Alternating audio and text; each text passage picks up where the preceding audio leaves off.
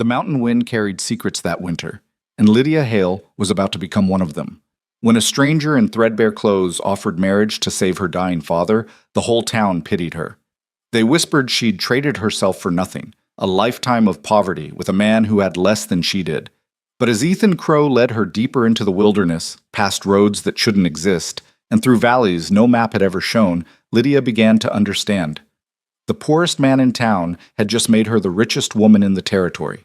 This is her story. Stay until the end, hit that like button, and comment what city you're watching from. I want to see how far this tale travels. The debt collector's horse stood outside the Hale cabin like a tombstone waiting to be carved. Lydia pressed her forehead against the cold window glass, watching Samuel Garrett dismount with the casual confidence of a man who'd foreclosed on a dozen families that month alone. His leather satchel bulged with papers, deeds, promissory notes, liens, legal words that meant the same thing in any language. You're finished. Lydia, her mother's voice cracked from the doorway. Your father's asking for you. She didn't turn immediately. Instead, she counted the fence posts visible through the frost-etched window. 14. Her father had built them when she was 7 years old, before the cough started, before the medicine bills began piling up like winter snow, before everything good in their lives had been slowly, methodically buried under debts they could never repay. The cabin was dying the same way her father was, one piece at a time. The roof leaked in 3 places now. The stove burned through firewood twice as fast because the door didn't seal properly anymore. Even the land itself seemed exhausted, the soil too tired to produce anything but memories of better harvests. Lydia, please. She turned finally, taking in her mother's hollow cheeks, the way her dress hung loose where it used to fit snugly. Margaret Hale had been beautiful once. Lydia had seen the daguerreotype from her parents' wedding day, her mother's eyes bright, her smile unguarded. That woman was gone now, replaced by this brittle thing made of worry and sleepless nights. How much time did Mr. Garrett give us? Lydia asked, though she already knew the answer. 2 weeks. Maybe 3 if we can convince him we're good for... We're not good for anything, Mama. We all know it. The words came out harsher than she'd intended, but neither of them flinched. They were past the point of comforting lies. Her father's room smelled of camphor and defeat. Thomas Hale lay propped against pillows that had gone gray from use, his breathing wet and labored. At 43, he looked 70. The consumption had eaten him from the inside out, turning a man who'd once carried full-grown calves across his shoulders into this wasted collection of bones and papery skin. Lydia, girl. His voice was barely a whisper. Come here where I can see you proper. She sat on the edge of his bed, careful not to jostle him. Even small movements caused him pain now. I heard Garrett's voice, he said. Loud bastard never learned to whisper. Don't talk, Papa. Save your strength. For what? A wet cough shook him. When it passed, there were flecks of blood on his lips. I'm dying, Lydia. We can all stop pretending otherwise. Papa, listen to me. His hand found hers, the grip surprisingly strong. I failed you, failed your mother, built a life on this mountain that turned out to be nothing but... You didn't fail anyone, you got sick. That's not the same thing, isn't it? His eyes, once the same bright blue as hers, had gone milky around the edges. A man's supposed to provide for his family, protect them. I'm leaving you with nothing but debts and a cabin that'll be Garrett's property before the month's out. Lydia felt something crack inside her chest, but she kept her face composed. She'd learned early that crying solved nothing. Tears were a luxury, like fresh meat or new shoes, something other people could afford. We'll figure something out, she said. You always were a terrible liar. He squeezed her hand. But I love you for trying. Outside, she could hear Mr. Garrett's voice rising in discussion with her mother. The walls were thin. Every word carried. I'm sorry, Mrs. Hale, but sympathy doesn't pay bills. The bank wants their money, and they'll get it one way or another. If you can't pay, we'll auction everything. The land, the cabin, the livestock, whatever furniture is worth taking. We just need a little more time. Time is exactly what you don't have. Lydia stood, her jaw set. I'll handle this, Papa. Lydia, wait. But she was already gone, her boots striking hard against the wooden floor as she marched into the main room. Garrett turned, his expression shifting from dismissive to appraising as she entered. She hated that look, hated the way his eyes traveled over her like she was livestock being evaluated for sale. Miss Hale, he said, touching the brim of his hat, perhaps you can talk sense into your mother. How much? Lydia asked flatly. I beg your pardon? How much do we owe? Total. Garrett smiled, pulling a ledger from his satchel. $317.42, plus accruing interest, of course. The number hit like a physical blow. $300 might as well have been $3 million. Her father had never earned more than $60 in a good year, and they hadn't had a good year in a very long time. And if we can't pay? Then I'll be back on the 15th of the month with a sheriff's order. You'll have until sundown to remove your personal effects. Everything else becomes property of the bank. There has to be another way, Margaret whispered. There isn't.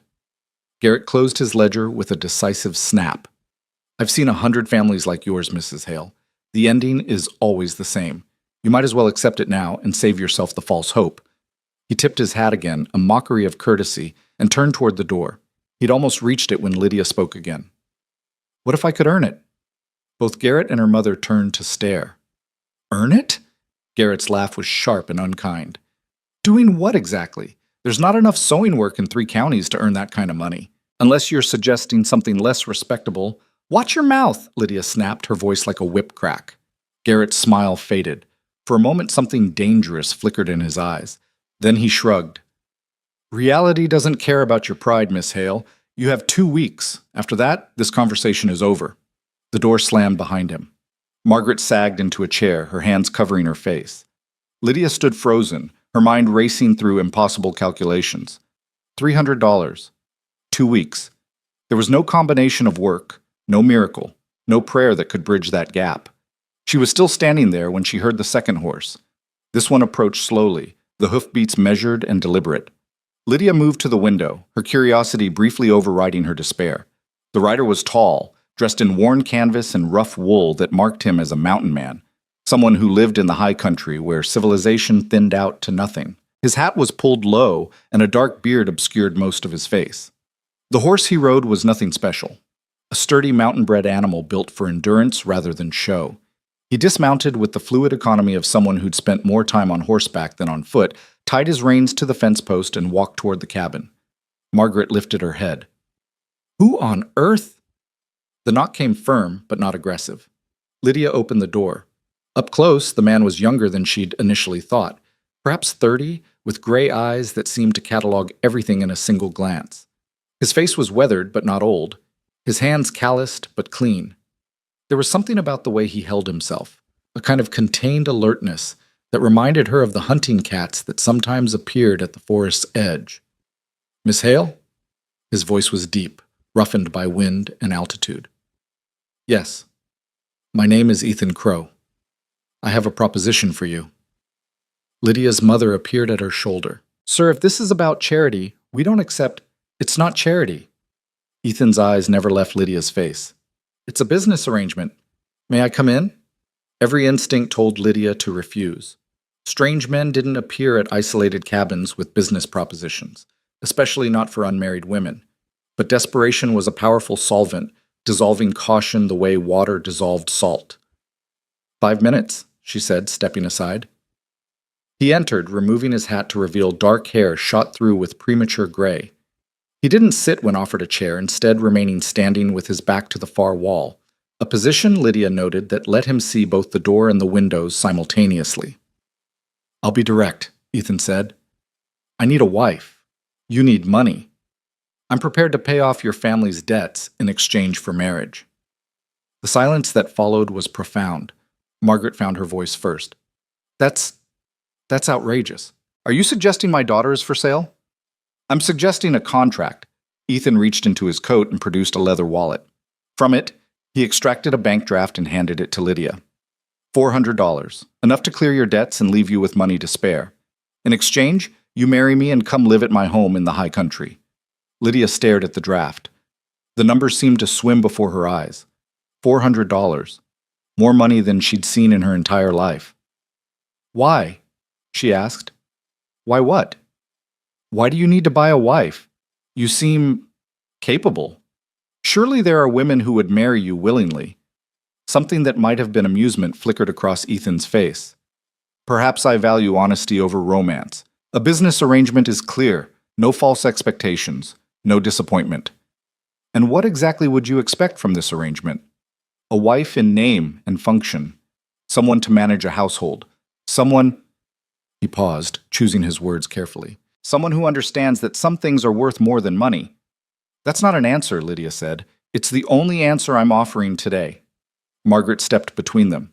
Absolutely not. Lydia, put that draft down right now. This is insane. Is it? Lydia didn't look away from Ethan's gray eyes. More insane than watching Papa die knowing we'll be homeless before he's even buried? More insane than being thrown off our land with nothing? There has to be another way. There isn't, Mama. You know there isn't. Ethan remained silent, letting them argue, his expression unreadable. You don't know anything about this man, Margaret insisted. He could be anyone. He could be dangerous. So is poverty, Lydia said quietly. So is watching everything we've ever worked for get sold to strangers. She turned back to Ethan. I'll need to see your home first. I'm not agreeing to anything blind. That's not possible. Then neither is this. She held the draft out to him. For a long moment, Ethan didn't move. Then slowly, he nodded. Fair enough. I can tell you this. The home is remote, but it's substantial. You won't lack for shelter or food. You'll have your own space, your own privacy if you want it. I'm not looking for a servant, Miss Hale. I'm looking for a partner. A partner in what? In survival. In building something that lasts. He took the draft back, but instead of pocketing it, he laid it on the table. I'll leave this here. You have until tomorrow evening to decide. If you agree, bring one bag of personal items and meet me at the North Crossroads at dawn the day after. If you don't come, I'll understand. And the money? Margaret asked sharply. If she agrees, it's hers regardless. The debt gets paid whether the marriage works or not. I keep my word, Mrs. Hale. That's something you can count on. He replaced his hat and moved toward the door. Lydia followed. Mr. Crow? He turned. Bob. Why me? Specifically? For the first time, his expression softened slightly. Because I watched you stand up to Samuel Garrett without flinching. Because you asked how much instead of how to run. Because desperation hasn't made you weak. It's made you sharp. I need someone sharp, Miss Hale. The mountains don't forgive softness. Then he was gone, leaving only the sound of hoofbeats fading into the gathering dusk and a bank draft that represented either salvation or the worst mistake of Lydia's life. That night, the Hale cabin was filled with argument. You can't seriously be considering this, Margaret said for perhaps the 20th time. She paced the small kitchen, her hands twisting a dish towel into knots. Marriage isn't something you just purchase like flour or nails. People have been arranging marriages for practical reasons since the beginning of time, Mama. Lydia sat at the table, the bank draft in front of her like a piece of evidence in a trial. At least this way, I know what I'm getting into. Do you? You don't know anything about this man. He could be violent. He could be unstable. He could be our only chance. Thomas's voice came from the bedroom, weak but clear. Let her speak, Margaret. Margaret's face crumpled. Thomas, you can't possibly approve of this. Come here, both of you. They gathered in his room, Margaret sitting on one side of the bed, Lydia on the other. Thomas looked between them, his eyes bright with fever and something else, a kind of terrible clarity that comes near the end. I'm not going to live long enough to see how this turns out, he said bluntly. We all know it. So I'm going to say my piece while I still can. He took Lydia's hand. You're 22 years old, and you've already spent 5 years watching this family fall apart. You've put off every chance at a normal life to take care of me. You've never complained, never asked for anything. But I see how you look out that window sometimes, like you're searching for something that isn't there. Papa, let me finish. This Crow fellow, I don't know him, don't know what he's offering, but I know you, Lydia girl. You're the smartest person I ever met, and the strongest. If you think this is worth the risk, then I trust your judgment. Margaret made a sound of protest. But, Thomas continued, squeezing Lydia's hand, I also want you to know you have a choice. We'll figure something out. We always have. No, we won't, Lydia said gently. And that's okay. This isn't about giving up. It's about choosing the best option we actually have, not the one we wish we had. She looked at her mother. I know this isn't what you wanted for me. I know you dreamed I'd marry for love, have a real wedding, build a normal life. But Mama, this is my life. Right here, right now. and I'd rather face an uncertain future with this stranger than watch us all drown in debt waiting for a miracle that's never coming." Margaret was crying now, silent tears that tracked down her worn face. "What if he hurts you?" "Then I'll leave. The money will be paid either way. He said so himself. I'll come home." "What if there is no home to come back to?" Lydia had no answer for that. They sat in silence for a long time, the lamp burning low, the wind picking up outside. Finally, Thomas spoke again. "If you do this, you do it smart. Keep some money hidden. Learn the land. Make yourself valuable enough that he needs you, not just wants you. And remember, a contract works both ways. He's buying your presence, not your soul." "Thomas!" Margaret looked scandalized. "It's practical advice, Margaret. If she's going to do this thing, she might as well do it right." Lydia almost smiled. Even dying, her father was teaching her how to survive. The next day passed in a blur of preparation and second-guessing. Lydia sorted through her possessions, trying to decide what to bring. "One bag," Ethan had said. "Everything else would stay behind." She chose carefully: her mother's sewing kit, a few changes of clothes, her father's watch, a small leather journal her grandmother had given her. Practical items mixed with sentiment. Word had spread through the small settlement with the speed that news always traveled in isolated communities. By midday, 3 neighbors had stopped by, their curiosity barely disguised as concern. "Is it true you're marrying Ethan Crow?" Sarah Mitchell asked, her eyes bright with gossip. "That mountain hermit who comes down twice a year for supplies?" "I'm considering it." "But Lydia, nobody knows anything about him. He could be anyone. There are stories." "What kind of stories?" Sarah lowered her voice conspiratorially. "Just rumors, really. Some people say he's hiding from something. Others say he found gold up in the high country and doesn't want anyone to know. My husband heard he used to be a soldier, saw terrible things in some war. Nobody really knows." "Then they're just stories," Lydia said firmly, "not facts." After Sarah left, Margaret brought her tea. They sat together at the kitchen table, not speaking, just being present with each other in the way they'd learned during the long vigil of Thomas's illness. "I put together a package," Margaret said finally. "Some food, a few medical supplies, that blue shawl you always liked. Things you might need. Mama, you should keep— I want you to have them." Margaret's voice was fierce. "You're my daughter, Lydia. Whether you marry this man or not, whether you stay or go, you're my daughter. That doesn't change." They held each other then, 2 women who'd survived more than most people ever would, preparing to survive a little more. That evening, Lydia walked to her father's room one last time as his daughter alone. "Tomorrow then," Thomas said. "Tomorrow." "No regrets?" She thought about it honestly. "I'm terrified. But no regrets. This feels like the right kind of wrong decision, if that makes sense." He laughed, which turned into a cough. When he recovered, he said, "You're going to be fine, Lydia girl. Better than fine. You're going to surprise yourself with how strong you really are. I learned from the best." "Your mother?" "Both of you." She kissed his forehead, memorizing the feel of his papery skin, the smell of camphor and sickness that had become so familiar. Tomorrow she'd be married. Tomorrow she'd leave everything she'd ever known. Tomorrow her entire life would change. But tonight, for a few more hours, she was still just Lydia Hale, daughter of Thomas and Margaret, standing in the cabin where she'd grown up, making peace with the woman she was about to become. Dawn came cold and gray, the sky the color of old iron. Lydia dressed in her best dress, dark blue wool that her mother had made 3 years ago, still serviceable, if not fashionable. She pinned her dark hair up in a simple style, looking at herself in the small mirror above the wash basin. The face that looked back was familiar, but somehow changed. The same blue eyes, the same straight nose, the same firm mouth. But there was something different in the set of her jaw, the directness of her gaze. This was a woman who'd made a choice, for better or worse. That kind of decision left its mark. Margaret insisted on making breakfast, though none of them could eat much. They moved through the morning rituals with exaggerated care, as if by performing each task perfectly, they could hold back the inevitable moment of departure. Finally, there was nothing left to do but go. Lydia picked up her bag, heavier than she'd expected with her mother's additions.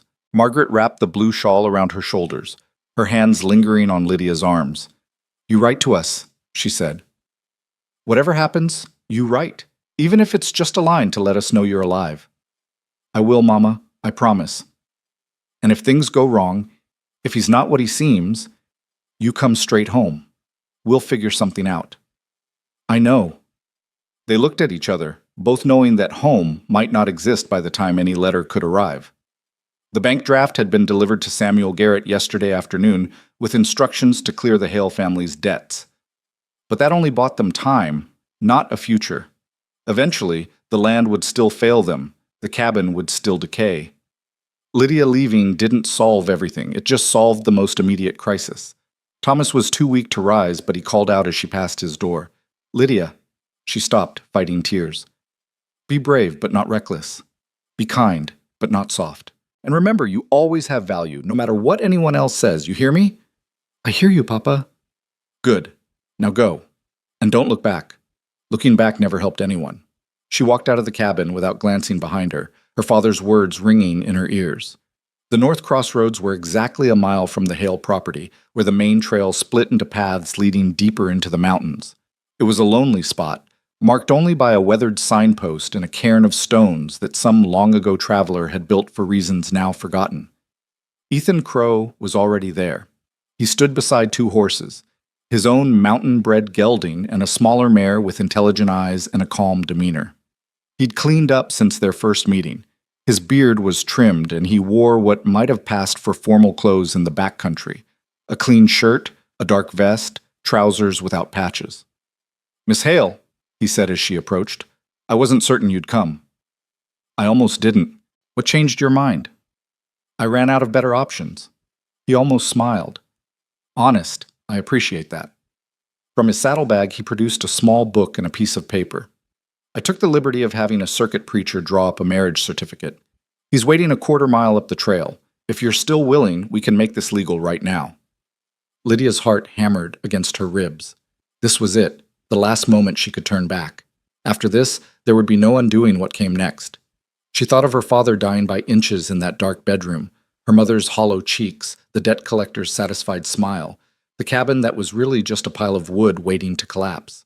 She thought of Ethan's gray eyes, the way he'd stood in their cabin without fidgeting or false sympathy, the bank draft that had appeared like magic, the promise of something, anything, different from the slow death she'd been living. "I'm willing," she said. They rode in silence to where the preacher waited, an elderly man with kind eyes and arthritic hands who asked no questions beyond the legal necessities. The ceremony, if it could be called that, took less than 5 minutes. Lydia repeated words she barely heard, her mind strangely distant, as if this were happening to someone else.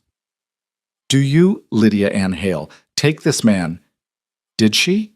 Did she really?" "I do." "Then by the power vested in me by the territory, I pronounce you man and wife." The preacher signed the certificate with shaking hands. Ethan signed. Then he handed the pen to Lydia. Her hand was steady as she wrote her name, her old name, for the last time. When she finished, she was Lydia Crow. A wife. A stranger to herself. Ethan paid the preacher with gold coins that caught the weak morning light. Then it was just the two of them, married now, standing at a crossroads in more ways than one. "The mare is yours," Ethan said, gesturing to the smaller horse. "Her name is Slate. She's sure-footed and good-tempered. You'll need both where we're going." Lydia approached the horse slowly, letting Slate smell her hand before stroking the soft nose. The mare nickered softly, and Lydia felt an unexpected rush of affection. At least she'd have one friend in whatever came next. "How far?" she asked. 2 days if the weather holds, 3 if it doesn't." "And where exactly are we going?" "North and up, into the high country." "That's not an answer." "It's the only one I'm giving until we get there." His voice wasn't unkind, but it was firm. "I need you to trust me, Mrs. Crow. Can you do that?" Mrs. Crow. The name sounded foreign, like words in a language she'd never quite learned. "I can try," she said. They mounted their horses and turned north, toward the mountains that rose like teeth against the gray sky. Behind them, the last wisps of smoke from morning cook fires marked the settlement that had been Lydia's entire world. She didn't look back. The trail climbed steadily, winding through pine forests thick with shadow. Ethan led, moving with the confidence of someone who'd traveled this route 100 times.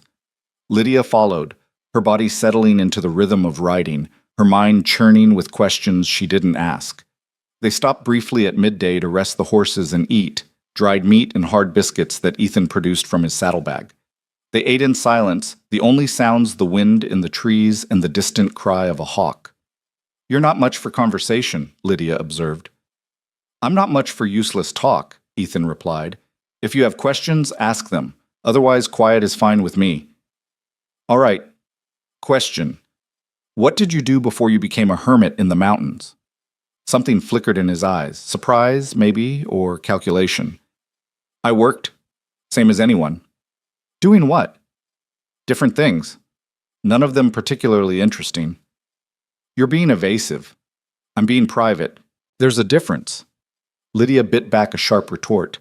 She was stuck with this man now, bound to him by law and necessity. Starting a fight on the first day seemed unwise, but as they rode on, she studied him when she thought he wasn't looking. The way he sat his horse spoke of years in the saddle. His hands, though calloused, moved with precision when he adjusted his gear. And there was something about his awareness, the way his eyes constantly scanned the landscape, noting details she couldn't see, that suggested training beyond what a simple mountain man would need. "Who are you really, Ethan Crow?" she thought. "And what have I gotten myself into?" They made camp that evening in a small clearing beside a stream. Ethan set up a lean-to with practiced efficiency, while Lydia tended the horses, brushing them down and checking their hooves the way her father had taught her years ago. "You know horses," Ethan observed, building a fire. "My father raised them when I was young, before we lost the breeding stock to a fever." "That's where you learned to ride?" "That's where I learned a lot of things. How to work, how to survive, how to make do with less." She glanced at him across the growing flames. "Useful skills for a mountain wife, I imagine." "Useful skills for anyone." They ate in companionable silence. Rabbit that Ethan had shot with a rifle he'd produced from his saddle with casual expertise. Lydia hadn't even heard the shot, which meant he'd killed it earlier in the day and field-dressed it while she wasn't looking. More evidence of competence that didn't quite match the threadbare persona he'd presented in town. As darkness fell complete, the temperature dropped. Lydia wrapped herself in the blue shawl, grateful for her mother's foresight. The fire pushed back the cold, creating a small sphere of warmth and light in the vast darkness of the mountain night. "You should sleep," Ethan said. "We have a hard climb tomorrow." "What about you?" "I'll keep watch for a while." "Old habits." "From what?" He looked at her across the fire, his face half in shadow. "From learning that the mountains don't care if you're tired. They'll kill you just as easy sleeping as waking if you're not careful." It wasn't really an answer, but Lydia was learning to recognize when Ethan had closed a door. She settled into the lean-to, wrapped in blankets that smelled of horses and pine smoke, and tried to sleep. But sleep wouldn't come easily. Every time she closed her eyes, her mind replayed the day. The ceremony, the ride, the strange reality of being married to a man she didn't know. Somewhere in the darkness, Ethan moved quietly, checking the horses, feeding the fire, doing whatever mysterious things he did when he thought she wasn't paying attention. She must have dozed eventually because she woke to find dawn breaking cold and clear, and Ethan already up, coffee brewing over a rebuilt fire. "Morning," he said, handing her a tin cup. "You didn't sleep at all." "I slept enough." They broke camp efficiently, working together with the awkward coordination of two people who didn't yet know each other's rhythms. Then they were riding again, climbing higher into mountains that seemed to grow more rugged with each mile. The trail became narrower, more treacherous. In places, it was barely wide enough for a single horse, with sheer drops falling away to one side. Lydia's hands went white-knuckled on the reins, but Slate moved with calm confidence, following Ethan's gelding without hesitation. "Don't look down," Ethan called back. "Look where you want to go, and trust your horse." Lydia forced herself to breathe, to loosen her death grip on the reins. Slate immediately moved more smoothly, responding to the reduced tension. They climbed for hours, the air growing thinner and colder. Just when Lydia thought they couldn't possibly go higher, the trail leveled out, and they emerged onto a plateau that took her breath away. Mountains surrounded them on all sides, their peaks white with snow even in early autumn. A valley stretched below, hidden from the lower elevations, accessible only through the narrow pass they'd just navigated. And in the distance, barely visible through the pines, Lydia could make out structures, buildings where no buildings should be. Ethan pulled his horse to a stop, letting her absorb the view. "Welcome home, Mrs. Crow," he said quietly. And Lydia realized with a mixture of wonder and apprehension that the poor mountain man she'd married had just led her to a hidden valley that no map had ever shown, to a home that wasn't a cabin, but something else entirely, something he still wasn't ready to explain. The real journey, she understood with sudden clarity, was just beginning. The descent into the valley should have been easier than the climb, but Lydia found it somehow more unnerving. Every switchback revealed new impossibilities, a road too well maintained for a wilderness trail, stone markers placed at regular intervals, even what looked like a water channel carved along the hillside with deliberate engineering. This wasn't the work of a single hermit. This was infrastructure, organized and intentional. Ethan said nothing as they rode, but Lydia caught him watching her reactions from the corner of his eye, as if measuring how much she could handle before demanding explanations. She kept her questions to herself. For now. The valley floor was broader than it had appeared from above, stretching perhaps 2 miles across and 5 miles long. The forest here was different, managed, she realized. The trees grew in patterns too regular to be natural, with clear spaces between them that allowed light to reach the forest floor. Someone had been clearing deadwood, preventing the kind of dense undergrowth that would make travel difficult. "How long have you lived here?" Lydia asked, breaking the hours-long silence. "On and off for 5 years, permanently for the last 3. And before that?" "Other places." His tone made it clear the subject was closed. They followed a creek that widened into a substantial stream, its banks lined with stones that looked deliberately placed. The water ran clear and fast, the sound of it filling the valley with constant white noise that would mask other sounds, approaching riders, raised voices, the crack of gunfire. Lydia's unease deepened. This valley wasn't just hidden, it was defensible. Whoever had chosen this location had been thinking about protection, about controlling access, about keeping secrets. "Ethan," she said carefully, "what exactly am I getting into?" He pulled his horse to a stop, turning to face her fully for the first time since they'd entered the valley. His gray eyes were serious, weighing something she couldn't identify. "A complicated life," he said finally, "but an honest one, once you're in it. I need you to hold your questions a little longer, Lydia. Another hour, then I'll answer what I can." "What you can," she repeated. "Not what you will. Some answers aren't mine to give, but the ones that are, I'll share. That's the best I can offer." It wasn't enough, but it would have to be.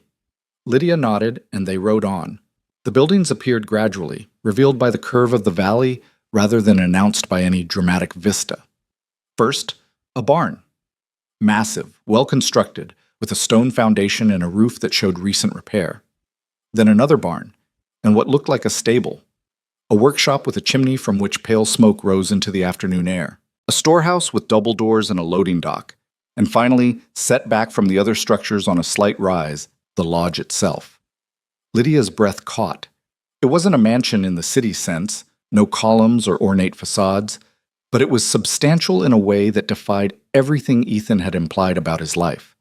2 stories of solid timber construction with wide windows that caught the afternoon light, a wraparound porch, and a stone chimney at each end. The craftsmanship was evident even from a distance. This was a building meant to last generations, built by people who knew what they were doing and had the resources to do it right. As they approached, Lydia saw people. A man emerged from the workshop, pausing to watch their arrival. 2 women crossed between buildings carrying baskets. A boy who couldn't have been more than 15 led a team of horses toward one of the barns. They all stopped what they were doing when they noticed Ethan, their expressions shifting through surprise to something like relief. "Mr. Crow?" the man from the workshop called out. He was perhaps 40, with the powerful build of someone who worked with his hands for a living. "Didn't expect you back for another week." "Plans changed, Samuel." Ethan dismounted, then moved to help Lydia down from Slate. His hands on her waist were brief and impersonal, but the workers noticed. Their eyes went from Ethan to Lydia and back again, questions forming on every face. "This is my wife," Ethan said simply. "Lydia Crow. She'll be living here. I expect everyone to make her welcome." The silence that followed felt weighted, significant. Samuel's eyebrows rose almost to his hairline. One of the women, older, gray-haired, with the weathered face of someone who'd spent a lifetime outdoors, smiled slowly, as if something long awaited had finally arrived. "Well now," the older woman said, approaching with her hand extended. That's news worth celebrating. Welcome, Mrs. Crow. I'm Martha Hayes, the housekeeper. This has been a bachelor establishment far too long. Lydia shook her hand, finding Martha's grip firm and her eyes shrewd. Thank you, though I'm not sure what I'm being welcomed to. Understanding, Martha said. That's what you're being welcomed to. And it'll come in time. She shot Ethan a look that held equal parts reproach and amusement. Though I see Mr. Crow has been his usual forthcoming self. Martha, Ethan said warningly. Don't you Martha me, Ethan Crow. This poor girl looks like she's walked into a riddle wrapped in a mystery. Martha turned back to Lydia. Come on, dear, let's get you settled. The men can handle the horses. Before Lydia could respond, Martha had taken her arm and was steering her toward the lodge. Lydia glanced back once to see Ethan watching, his expression unreadable. Then Martha was guiding her up the porch steps and through a heavy oak door into the interior. The inside of the lodge matched the outside for quality and scale. The entryway opened into a large main room with a massive stone fireplace, comfortable furniture that showed use but not abuse, and details that spoke of both money and taste. A good carpet on the polished wood floor, oil lamps with clean glass chimneys, bookshelves lined with what had to be hundreds of volumes. I'll show you to your room, Martha said, leading her up a staircase of solid timber. Mr. Crow has the master suite on the south end. I've prepared the suite on the north end for you. Separate quarters seemed appropriate, given the circumstances. You knew he was getting married? I knew he'd gone down mountain for a wife. Didn't know if he'd come back with one. Martha opened a door at the end of the upstairs hallway. Here we are. The room beyond was larger than the entire main room of Lydia's family cabin. A four-poster bed dominated one wall, covered in what looked like a hand-stitched quilt. There was a wardrobe, a dresser with a mirror, a writing desk positioned near the window, and a door that led to what Martha identified as a private washroom. There's running water, Martha said, demonstrating the pump beside the sink. We have a spring-fed system.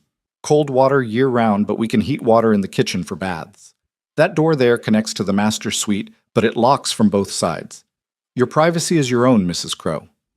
Lydia moved to the window. From here, she could see the entire compound, the barns, the workshops, the gardens she hadn't noticed from below. And beyond the buildings, the forest and the mountains rising in every direction, sealing this valley off from the outside world. How many people live here? She asked. Depends on the season. Winter, maybe 20. Summer, closer to 40. Workers come and go. Some have families in the lower settlements, come up for seasonal work. Others stay year-round. Martha paused. We're largely self-sufficient here. Grow our own food, raise our own livestock, make most of what we need. It's a good life, if somewhat isolated. And what exactly is this place? Martha's smile was sympathetic.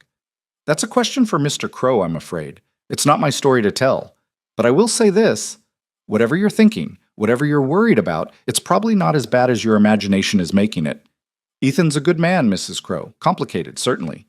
Secretive, absolutely. But good. A knock came at the door. Ethan's voice called, May I come in? Martha glanced at Lydia, who nodded. The housekeeper opened the door and slipped out, leaving husband and wife alone in the too large room that was somehow supposed to become Lydia's home. Ethan had cleaned up, washed his face, changed his shirt. He looked younger without the trail dust, but also more formal, as if he'd put on armor along with the fresh clothes. I imagine you have questions, he said. That's an understatement. Then ask them. I promised you an hour. We're here. Lydia turned from the window to face him fully. What is this place? A timber operation. My family has holdings throughout these mountains. Contracts to harvest and process lumber for the railroad expansion, for mining operations for the growing towns in the territory. This valley is the center of those operations. Your family, you said you were a poor mountain man. I never said that. You assumed it based on my clothes and the fact that I lived alone in the high country. His expression was carefully neutral. I didn't correct you because I wanted to know if you'd marry me for myself, not for what I own. Anger flared hot in Lydia's chest. So this was a test. You let me think I was trading myself for scraps. Let me agonize over marrying a stranger who might not even be able to feed me properly just to see if I'd pass some moral examination? No. Ethan's voice was sharp. I let you make an informed choice. I offered you enough money to solve your problems regardless of whether you married me. I told you there would be a home, that you wouldn't lack for shelter or food. I never lied to you, Lydia. You just didn't tell me the whole truth. Would you have believed me if I had? If I'd ridden up to your family's cabin in fine clothes, told you I was wealthy, offered you a life of comfort, wouldn't you have thought I was insane? Or worse, that I was lying to take advantage of you? Lydia wanted to argue, but couldn't. He was right. If a stranger had appeared claiming to be a wealthy timber baron looking for a wife, she would have laughed him out of the cabin or reached for her father's rifle. So you deceived me instead, she said. I gave you a choice based on what you could verify. A marriage contract, money to save your family, a promise of stability. Everything else, he gestured around the room, toward the window and the valley beyond. Everything else is extra. A benefit you didn't bargain for but get anyway. And what do you get out of this arrangement? Really? Ethan was quiet for a moment, his jaw working as if he were chewing on words he didn't want to say. Finally, he moved to the window, standing beside her but looking out rather than at her. My father built this operation from nothing, he said. He was a good businessman but a hard man. When he died 3 years ago, he left everything to me, his only surviving child. Along with the timber holdings, I inherited a mess of complications. Partners who resent my authority, investors who think I'm too young or too soft, family members who want a piece of what they see as easy money. Well, what does that have to do with needing a wife? Appearances matter in business. A married man seems more stable, more committed, less likely to sell out or abandon the operation. And there are social obligations. Dinners with investors, meetings with territorial officials, events where showing up alone raises questions.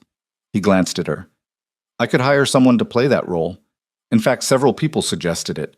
But I wanted something real. A partner, not an actress. Someone from the mountains, Lydia said slowly. Someone who wouldn't be impressed by wealth or intimidated by your business associates. Someone who'd stood up to a debt collector without flinching, Ethan corrected. Someone who chose survival over pride. Someone sharp enough to navigate complicated situations. You barely know me. How could you know I was any of those things? I watched you for 3 weeks before I made the offer. The admission hung in the air between them. Lydia turned to stare at him.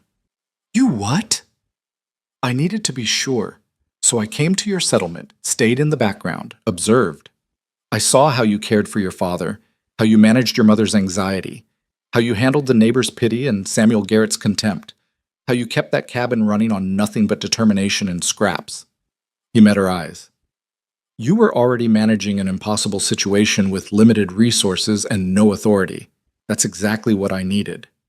Lydia didn't know whether to be flattered or furious. You spied on me. I did my research. There's a difference. Not much of one from where I'm standing. Ethan's mouth quirked in what might have been the ghost of a smile. Fair enough. I won't apologize for being careful, but I understand why it bothers you. Bothers me, Lydia repeated. That's a gentle word for it. She moved away from the window, putting space between them. What else haven't you told me? What other surprises am I going to discover? Several, probably. This is a complex operation with complex problems. But here's what I can promise. I won't lie to you directly. I may not volunteer every detail, but if you ask me a straight question, I'll give you a straight answer. Can you live with that? Lydia considered. It wasn't ideal, but it was more than many wives got. At least he was acknowledging the imbalance instead of pretending it didn't exist. I want that in writing, she said. An agreement. If we're doing this as a business arrangement, let's make it official. Now Ethan did smile, a real one that transformed his face. You really are sharp. Yes, all right. We'll draw up an agreement. What terms do you want? First, honesty when directly asked. Second, my own money, a regular allowance that's mine to keep or spend as I choose, no questions asked. Third, the freedom to write to my family and visit them when I can. Fourth, she paused, gathering courage. Fourth, the understanding that this marriage is a partnership, not ownership. You don't own me, Ethan. Not my choices, not my future, not my body. I'm here by contract, not conquest. Agreed. He said it without hesitation. Anything else? Not yet. I'm sure I'll think of more once I understand what I'm actually dealing with. I'm sure you will. He moved toward the door, then paused. For what it's worth, Lydia, I'm glad you came. I think we'll work well together. We'd better, she said. I just gave up everything I knew on that theory. After he left, Lydia sank onto the bed, suddenly exhausted. The mattress was soft, softer than anything she'd slept on in years. The room smelled of pine and beeswax polish. Through the window, she could hear voices from the compound, the sound of normal work resuming after the disruption of their arrival. She'd married a stranger to save her family. That much hadn't changed. But the stranger had turned out to be someone entirely different from what she'd expected. Wealthier, more powerful, more complicated. Whether that made her situation better or worse remained to be seen. A soft knock interrupted her thoughts. Martha entered carrying a tray. Thought you might want some tea, and maybe some answers to questions you haven't thought to ask yet. I'm not sure I can handle any more revelations today. Nothing dramatic, dear, just practical information. Martha set the tray on the small table near the window and poured 2 cups. Milk? Sugar? Both, please. They sat together, the older woman moving with the comfortable authority of someone who'd run this household for years. Martha added generous amounts of both to Lydia's cup, as if sensing she needed the comfort. Mr. Crow is a good man, Martha said, echoing her earlier assessment. But he's been alone a long time. His mother died when he was young. His father was, well, let's just say not the warmest of men.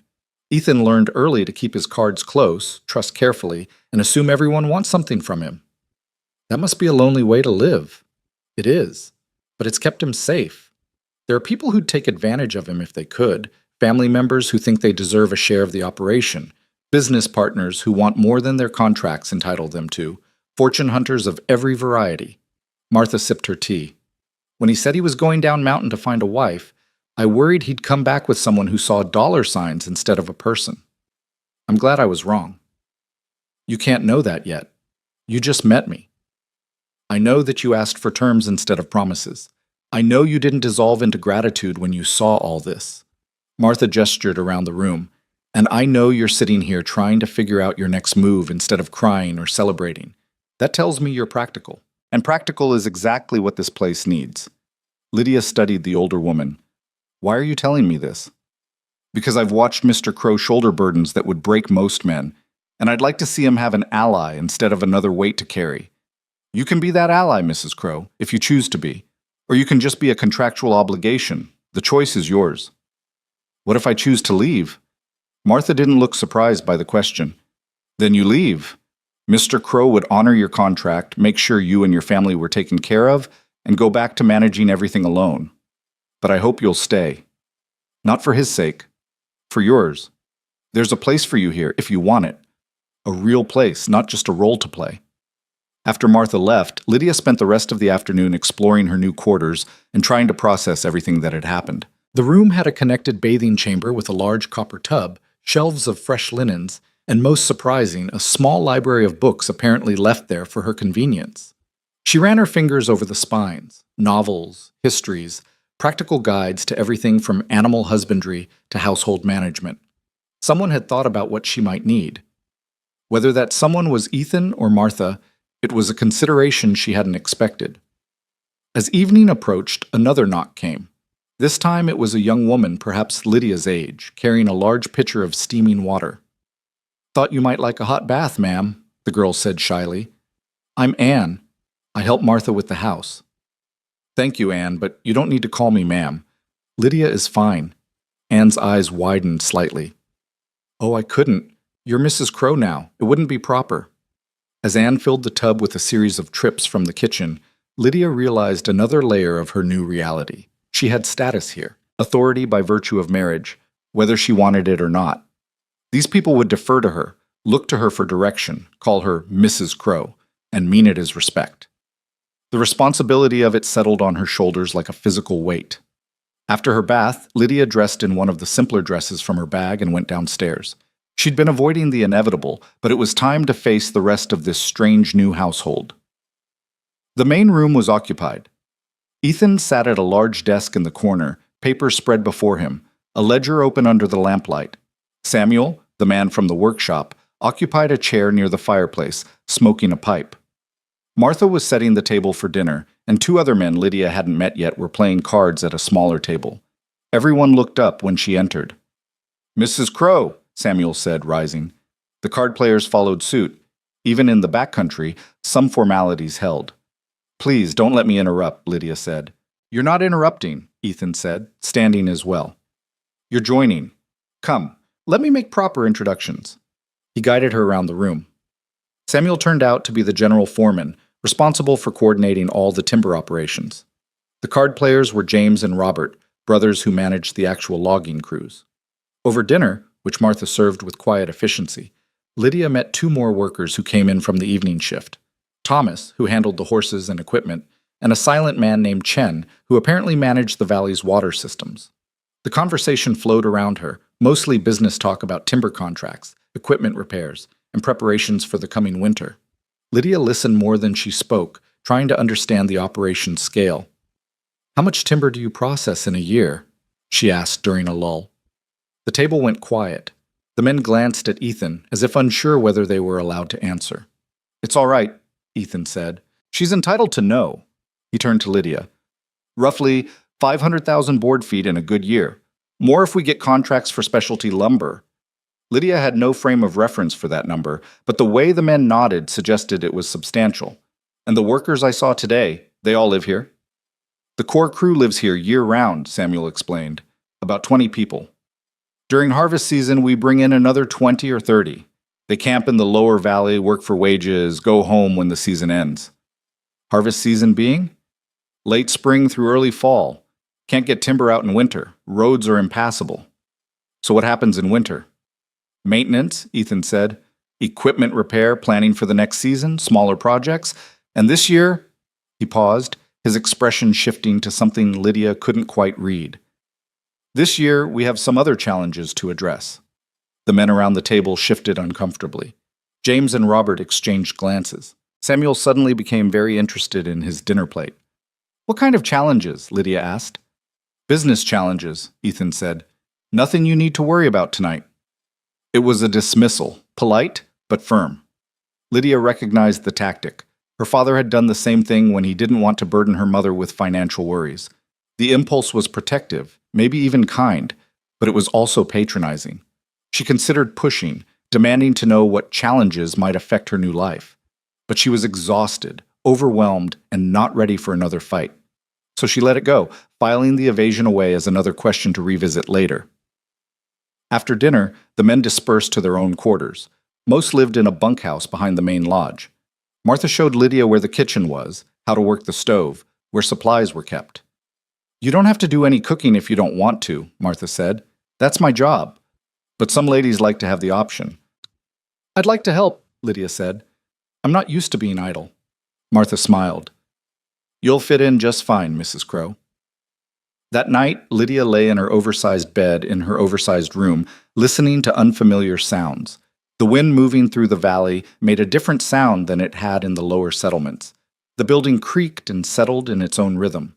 Somewhere outside, an owl called, the sound echoing off the surrounding mountains. She thought about her family, her father dying slowly in that dark cabin, her mother managing alone now.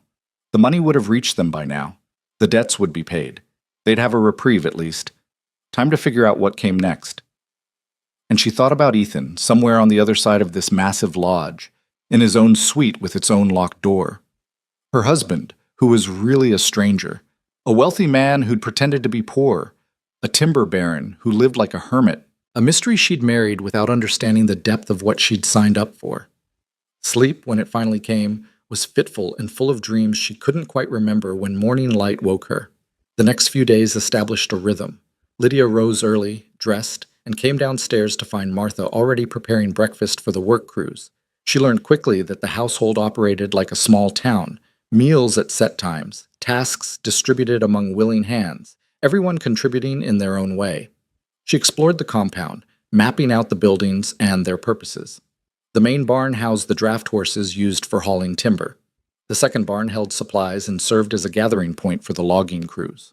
The workshop where Samuel spent most of his time contained an impressive array of tools for carpentry, metalworking, and equipment repair.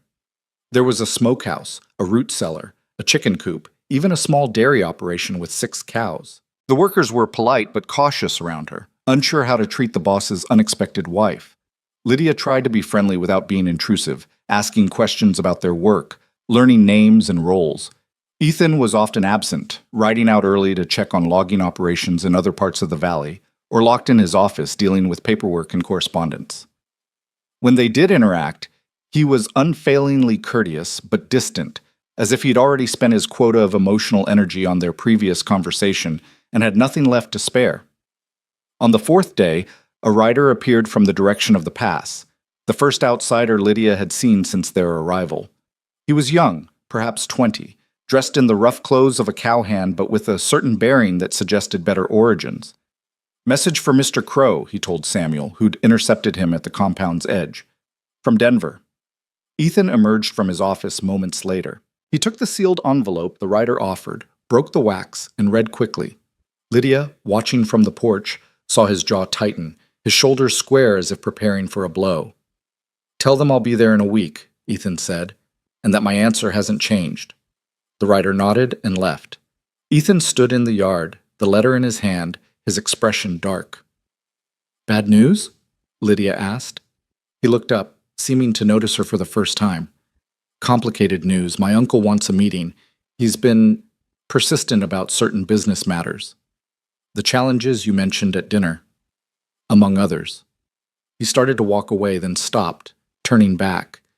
"Actually, Lydia, this concerns you too. You should probably know what you're walking into." He gestured for her to follow him into his office, a room she hadn't yet entered. It was smaller than she'd expected, lined with maps and ledgers, dominated by a heavy desk covered in correspondence. "My father had 2 brothers," Ethan said, closing the door behind them. "William died young. Marcus is still alive and very much interested in what he considers his rightful share of the family business. When my father left everything to me, Marcus contested the will. Lost, but he's never accepted the outcome. What does he want? Control, money, revenge for perceived slights going back decades." Ethan tossed the letter onto his desk. "He's been making life difficult, spreading rumors about my competence, trying to undermine contracts, approaching investors with alternative proposals. Mostly I've been able to ignore him, but now he's demanding a formal meeting with all stakeholders, claiming I've been mismanaging the operation." "Have you been?" "No, we're solvent, profitable, and growing, but Marcus has always been good at making accusations that require extensive effort to disprove." Ethan leaned against his desk, arms crossed. "The meeting will be in Denver, at the main territorial office. There will be investors, other timber operators, probably a territorial official or two. It's designed to put me on trial in front of people whose opinions matter to our business." "When?" "In 10 days, which means we leave in 3 days to allow for travel time." "We?" "I need you there." He said it simply, as if it were obvious. "A married man looks more stable than a bachelor, and if Marcus is going to question my judgment, I want to show I'm capable of building partnerships, not just giving orders." Lydia absorbed this. "You want me to play the dutiful wife in front of your business rivals?" "I want you to be yourself, sharp, observant, unintimidated. That will be more convincing than any performance." "And if I refuse?" Ethan met her eyes. "Then I go alone and deal with Marcus myself. It's your choice, Lydia. I won't force you. But I'm asking, as your husband and your partner, for your help." It was the first time he'd explicitly called her his partner. The word hung in the air between them, weighted with meaning. Lydia thought about the contract they'd agreed to draw up, but hadn't yet formalized. About the life she was trying to build in this strange valley with this complicated man. About whether she wanted to be just an obligation or something more. "All right," she said finally. "I'll go. But we do this properly. You tell me everything I need to know about your uncle, your business, and what I'm walking into. No more surprises." Ethan's expression shifted, relief mixed with something that might have been respect. "Deal. We start tomorrow morning. I'll teach you everything you need to know about the timber business, the stakeholders, and Marcus Crow's particular brand of poison. Tomorrow morning, then." Lydia turned toward the door, then paused. "Ethan, thank you for asking instead of ordering. You're my wife, not my employee. There's a difference." As she left his office, Lydia felt something shift between them, a tentative trust, fragile but real. They were still strangers in many ways, still navigating the complex agreement that had brought them together, but they were beginning to understand each other. And in the mountains, where winter was coming and enemies were gathering, understanding might be the most valuable commodity of all. The next morning, Lydia found herself in Ethan's office, surrounded by maps, ledgers, and contracts that represented an empire she'd never imagined existed. He'd pushed the desk against the wall and spread everything across a large table, creating what looked like a war room preparing for battle. "This is the Crow Timber operation," Ethan said, indicating a massive map that showed not just the hidden valley, but dozens of other locations throughout the territory. Red marks indicated active logging sites. Blue marks showed processing facilities. Green marks represented property holdings. My father spent 30 years building this. Started with one logging contract and a borrowed wagon, ended with the largest independent timber operation between Denver and San Francisco. Lydia studied the map, her mind working to comprehend the scale. "How many people work for you?" "Directly, about 200 across all sites. Indirectly, suppliers, transporters, mill workers. Probably another 300 depend on our contracts for their livelihood." He pointed to different marks on the map. "We have 5 major operations besides this valley, each one managed by a foreman who reports to me monthly. And your uncle wants control of all this." "Not control, a share. He thinks that because he's family, he deserves a percentage of everything. Never mind that he contributed nothing to building it, that my father specifically excluded him from the will for good reasons." "What reasons?" Ethan was quiet for a moment, his finger tracing one of the logging roads on the map. "Marcus has a gambling problem. Always has. My father bailed him out twice, once when Marcus was young and foolish, once when he should have known better. The second time, my father told him there wouldn't be a third. Marcus took that as rejection rather than reality. So this meeting, it's revenge? It's opportunity disguised as revenge. If Marcus can make me look incompetent in front of the investors, he might be able to force a reorganization. Get himself appointed as a partner or administrator. Once he has access to the finances," Ethan shook his head, "he'd bleed the operation dry within 2 years, then blame me when everything collapsed." Lydia moved closer to the table, examining the contracts stacked there. Even without understanding all the legal language, she could see these represented substantial amounts of money. "Who are the investors you're worried about?" 3 main ones. Ethan pulled out a separate sheet with names and notes. "Harrison Wells owns a railroad expansion company. He needs our timber for railroad ties and bridge construction. Conservative, cautious, values stability above all else. If he pulls his contracts, we lose 40% of our revenue." Next, Margaret Chen. Yes, a woman investor, rare but not unheard of in the territories. Her family owns mining operations that need timber for shoring up tunnels and building infrastructure. She's shrewd, doesn't suffer fools, and will make her own judgment regardless of what anyone else thinks. She sounds formidable. She is, which is why her opinion matters most. If she sides with Marcus, others will follow. If she sides with me, Marcus loses credibility. Ethan tapped the third name. Finally, there's Richard Blackwood. He represents a consortium of Eastern investors looking to expand into Western resources. New money, ambitious, willing to take risks, but also quick to abandon anything that looks unstable. Lydia absorbed all this, her mind already working through the dynamics. So Wells values stability, Chen values competence, and Blackwood values potential. Marcus will try to make you look unstable, incompetent, and limited in potential. Ethan looked at her with surprise. "That's exactly right. How did you—" "I spent 5 years watching my father negotiate with buyers who wanted to pay half what our harvest was worth. You learn to read what people value and what threatens them." She studied the names again. "What's your uncle's strategy likely to be?" "He'll question my age and experience, point out that I've only been running the operation for 3 years, suggest that my father's success came from his relationships and reputation, which don't transfer to me, imply that I'm making reckless decisions or alienating key partners." "Are you?" "Making reckless decisions? No. Alienating partners?" He smiled grimly. "I've made changes my father never would have.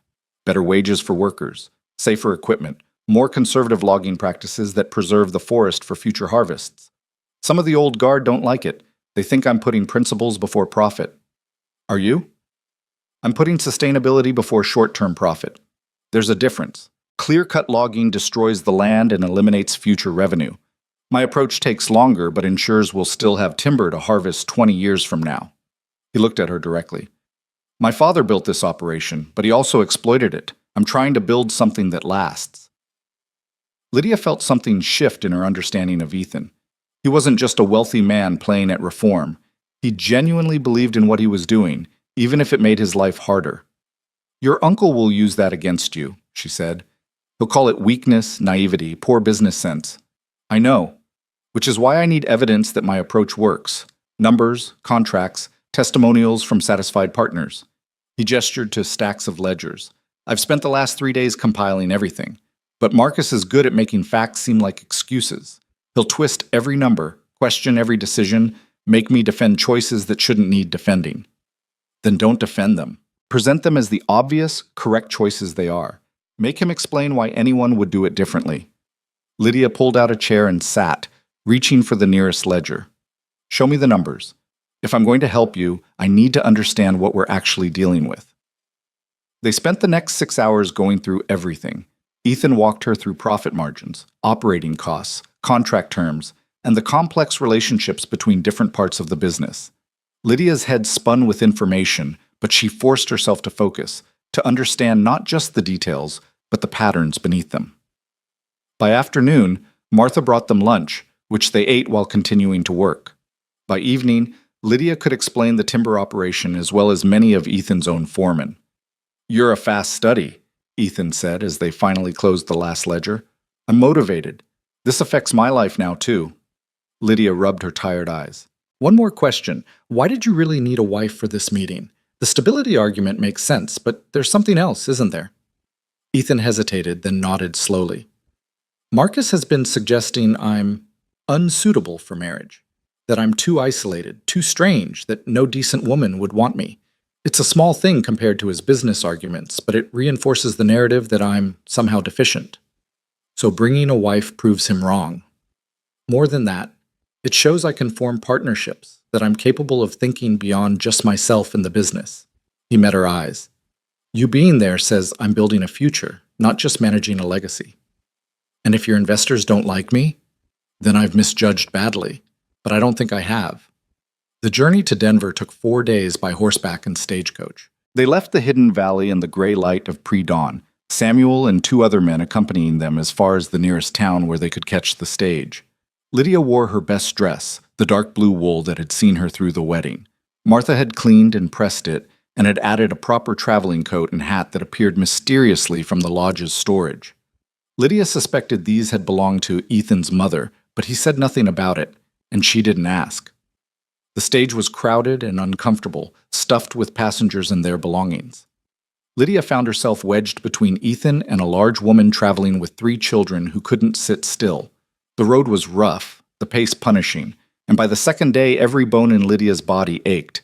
But she watched everything, the way Ethan interacted with strangers, polite but distant, giving away nothing personal. The way other passengers assessed them, making assumptions based on their clothes and bearing. The way conversations in the stage revealed information about business conditions, political tensions, social dynamics. You're very quiet, Ethan observed during a stop to change horses. I'm listening. You'd be surprised what people reveal when they think no one important is paying attention. He smiled. I'm beginning to think I underestimated you. Most people do. I've learned to use it as an advantage. Denver was larger than Lydia had imagined. A growing city of perhaps 30,000 people, with actual paved streets in the center, gas lamps being installed on main thoroughfares, and buildings that rose 3 and 4 stories high. The contrast to the isolated mountain valley was jarring. Ethan had reserved rooms at the Windsor Hotel, one of the finest establishments in the city. The clerk's eyebrows rose when Ethan signed the register, and Lydia noticed the subtle shift in the man's demeanor, from professional courtesy to something closer to deference. Mr. Crow, welcome back. We have your usual suite prepared, and for Mrs. Crow, he glanced at Lydia with poorly concealed curiosity. Shall I prepare an additional room? The suite will be sufficient, Ethan said smoothly. My wife and I prefer adjoining quarters. In the suite, which consisted of a sitting room, 2 bedrooms, and a private bath with actual running water, Lydia finally confronted what she'd been avoiding thinking about. They'd maintained separate quarters in the valley, but here, for appearances, they needed to seem like an actual married couple. The bedroom's locked from the inside, Ethan said, as if reading her thoughts. And I'll be spending most evenings preparing for the meeting anyway. You'll have your privacy. Thank you. Lydia. He waited until she looked at him. I meant what I said in our agreement. This marriage is a partnership, not ownership. That doesn't change just because we're in a city instead of the mountains. She believed him, which was somehow more surprising than anything else that had happened. The meeting was scheduled for 2 days later, giving them time to prepare. Ethan took Lydia to a dressmaker's shop, where he insisted on purchasing proper city clothes for her. 3 dresses suitable for business and social occasions, with all the accompanying accessories that Lydia had never owned and barely knew how to wear. "Is this necessary?" she asked as the dressmaker pinned fabric around her. "It's armor," Ethan said. "Marcus will try to make you feel inferior, out of place. Don't give him the opportunity." The night before the meeting, Ethan received a visitor at the hotel, a man named Lawrence Porter, who turned out to be his attorney. They spent 3 hours going over strategy, anticipating Marcus's arguments, preparing responses. Lydia sat in the corner, supposedly reading but actually absorbing every word. She noticed that Ethan never mentioned her presence to Porter, never explained why his new wife was sitting in on confidential business discussions. The attorney seemed to accept it without question, as if a wife's involvement was perfectly natural. "The key is to keep Marcus from controlling the narrative," Porter said. "He'll want to put you on the defensive, make you explain yourself repeatedly. Don't let him. State your position clearly, back it with facts, and move on." "What about personal attacks?" Lydia asked. Both men turned to look at her. "I'm sorry," Porter said slowly. "I didn't catch—" "Personal attacks," Lydia repeated. "Mr. Crow's uncle has apparently been questioning his suitability, his character, his personal life. Those aren't business arguments, but they're still attacks. How do we address them?" Porter glanced at Ethan, who nodded. "She's right. Marcus will make it personal." "Then don't address them at all," Lydia said. "Acknowledge that you hear him, then redirect to business. Every time he brings up something personal, respond with a business fact. It makes him look petty and unprofessional." Porter stared at her for a long moment, then smiled slowly. "Mrs. Crow, has anyone ever told you that you should have been an attorney?" "No, but I've negotiated with enough creditors and debt collectors to understand how to handle someone who's trying to make you emotional." After Porter left, Ethan poured 2 glasses of whiskey from the bottle on the sideboard. He handed one to Lydia. "I'm not much of a drinker," she said. "Neither am I, usually, but tonight I think we've earned it." He raised his glass. "To tomorrow. Whatever it brings." Lydia touched her glass to his and took a small sip. The whiskey burned going down, but left a warmth that was oddly comforting. "Are you worried?" she asked. "Yes, but less than I was before you were here."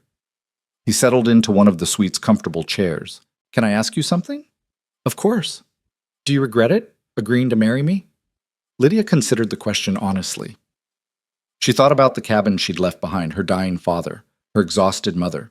She thought about the impossible debts and the life of poverty that had seemed inevitable.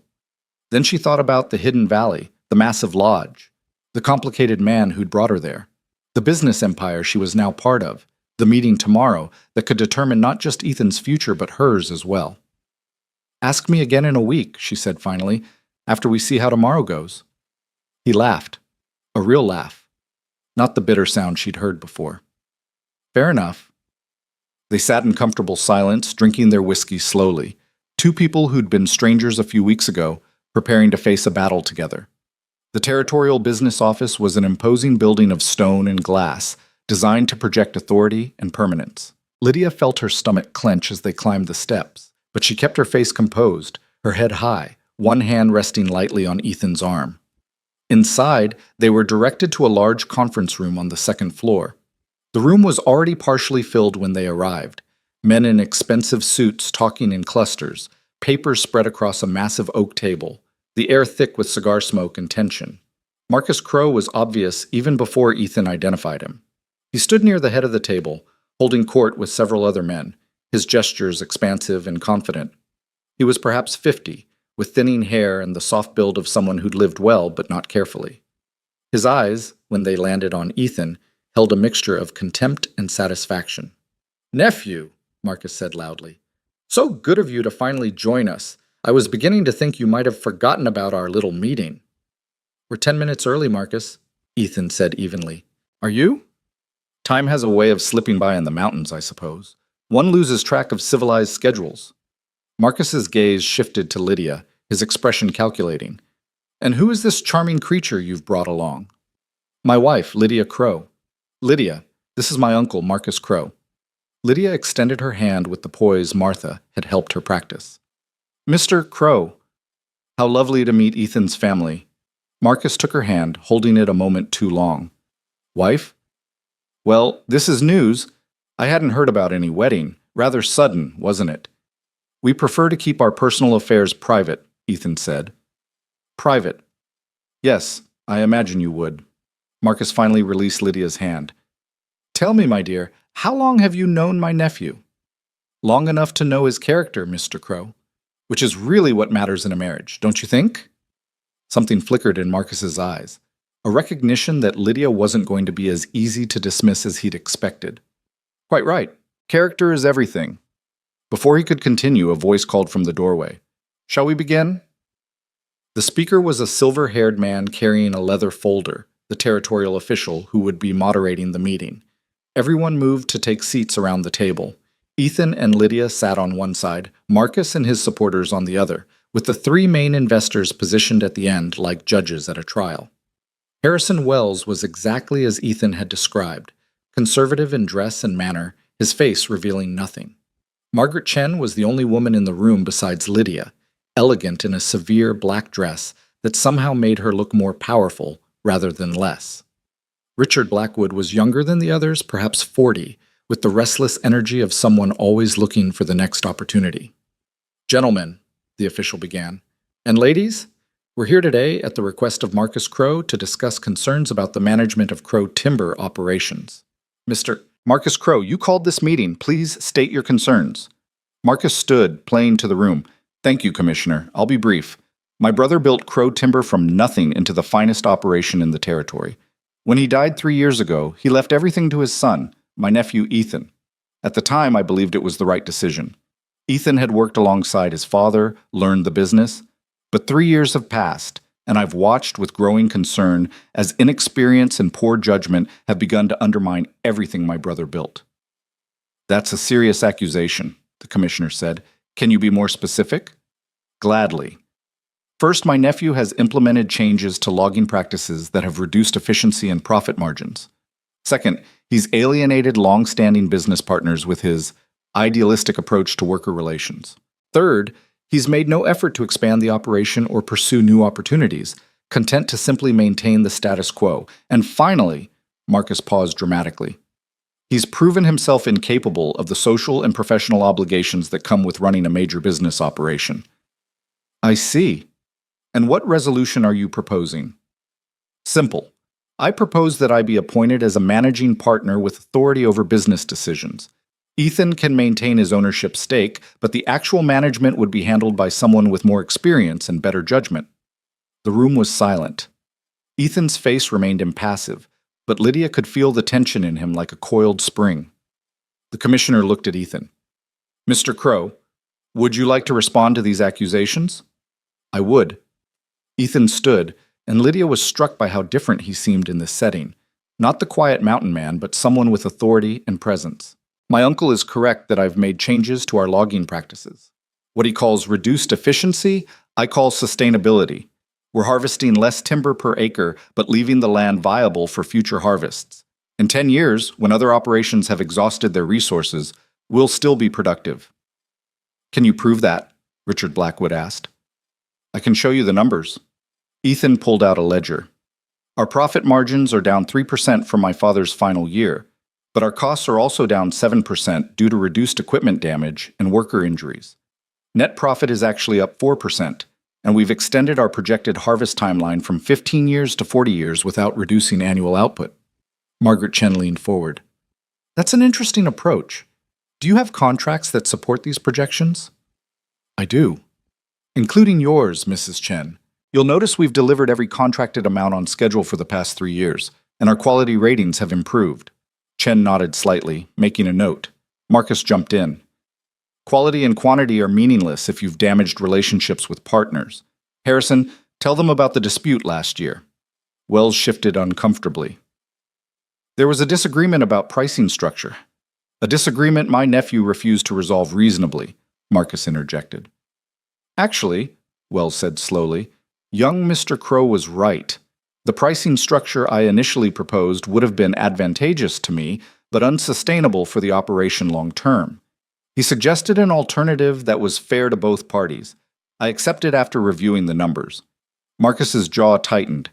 Nevertheless, the fact remains that my nephew has shown poor judgment in numerous ways, including, I might add, his sudden and unexplained marriage to a woman no one had ever heard of, from a background we know nothing about.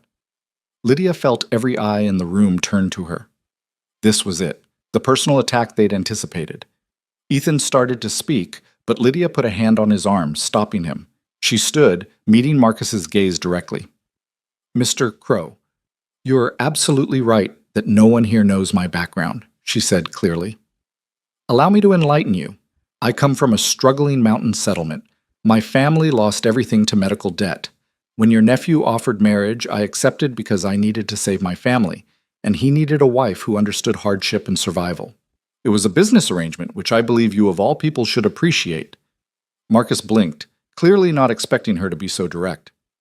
As for whether I'm suitable, Lydia continued, I've spent the past week learning every detail of the timber operation. I can discuss profit margins, logging techniques, contract negotiations, and resource management as competently as anyone in this room. Not because I have formal training, but because I understand that ignorance is a luxury, and this business affects my future as much as anyone's. She paused, letting her words settle. You question my background, Mr. Crow. I question your motives. This meeting isn't about concern for the business. It's about resentment that your nephew succeeded where you never did. The silence that followed was absolute. Marcus's face went red. How dare you? Mrs. Crow raises an interesting point, Margaret Chen said calmly. Mr. Marcus Crow, what exactly is your business experience? Beyond being related to the founder? Marcus sputtered. I've been involved in numerous ventures, all of which failed, Ethan said quietly. My father bailed you out twice, Uncle. The second time, he made it clear there wouldn't be a third. That's why he excluded you from the will, not out of spite, but because he knew you'd destroy everything he built. That's slander. It's documentation. Ethan produced another folder. My attorney has records of both bailouts, including the amounts and the circumstances. Would you like us to review them publicly? Marcus's confident demeanor cracked. He looked around the room, searching for support, but found only curious or skeptical faces. Mr. Wells, Ethan said, turning to the conservative investor. You value stability. I've provided 3 years of stable operations, consistent delivery, and sustainable practices. What more proof do you need? Wells considered. None, actually. I'm satisfied with our current arrangement. Mrs. Chen? The shrewd businesswoman smiled slightly. I'm satisfied as well. More than satisfied, I'm impressed, both with your business acumen and your choice of wife. Mr. Blackwood? The younger investor was watching Lydia more than Ethan. I came here expecting to hear about mismanagement. Instead, I've heard about innovation, sustainability, and long-term thinking. That's exactly what Eastern investors want to see in Western operations. He stood, offering Ethan his hand. Count me in for whatever expansion plans you're developing. Marcus looked around the room, realizing he'd lost. This is ridiculous. You're all being fooled by smooth words and attractive presentations. In 5 years, when the operation collapses, in 5 years, Ethan said, his voice hard now, we'll still be here, still profitable, still operating ethically. You, Uncle Marcus, will need to find some other way to fund your gambling debts. The words hit like a physical blow. Marcus's face went from red to white. You have no right. I have every right. This is my business, my responsibility, my future. Ethan looked at the commissioner. Is there anything else that needs to be addressed? The official glanced around the room. I think we've heard sufficient testimony. Mr. Marcus Crow, your concerns have been noted and addressed. The investors have expressed satisfaction with current management. Unless you have evidence of actual malfeasance rather than philosophical disagreements, I see no grounds for the intervention you've requested. Marcus stood frozen for a moment, then turned and stalked from the room without another word. 2 of his supporters followed, looking embarrassed. After they left, the tension in the room dissolved into something more congenial. The investors came forward to congratulate Ethan, to express continued confidence, to discuss future contracts. Margaret Chen pulled Lydia aside. That was well done, she said quietly. Marcus expected you to be intimidated or incompetent. Instead, you turned his attack into evidence of his own inadequacy. I just told the truth, Lydia said. The truth, delivered at exactly the right moment, in exactly the right way. That's a skill, Mrs. Crow, don't underestimate it. Chen handed her a calling card. I'd like to discuss something with you and your husband at some point. Not today. You've both earned a celebration, but soon. After everyone had left and they were finally alone in the conference room, Ethan turned to Lydia. You didn't have to do that, he said. Speak up, defend me. Yes, I did. We're partners, remember? That means fighting together, not watching from the sidelines. He studied her for a long moment, his expression complex. I misjudged you, he said finally. When I first came to your cabin, I thought I needed someone competent and practical. What I got was someone exceptional. Lydia felt warmth rise in her cheeks. Don't make me out to be more than I am. I just said what needed saying. That's exactly what exceptional people do. He offered his arm. Come on, I promised you a celebration, and I meant it. They left the building together, stepping out into Denver's afternoon sunlight. Lydia felt lighter than she had in weeks, as if some weight she'd been carrying had finally been lifted. They'd won. Against a man who should have known them better, against doubts and accusations, against the assumption that a poor mountain girl couldn't hold her own in a room full of wealthy businessmen. They'd won.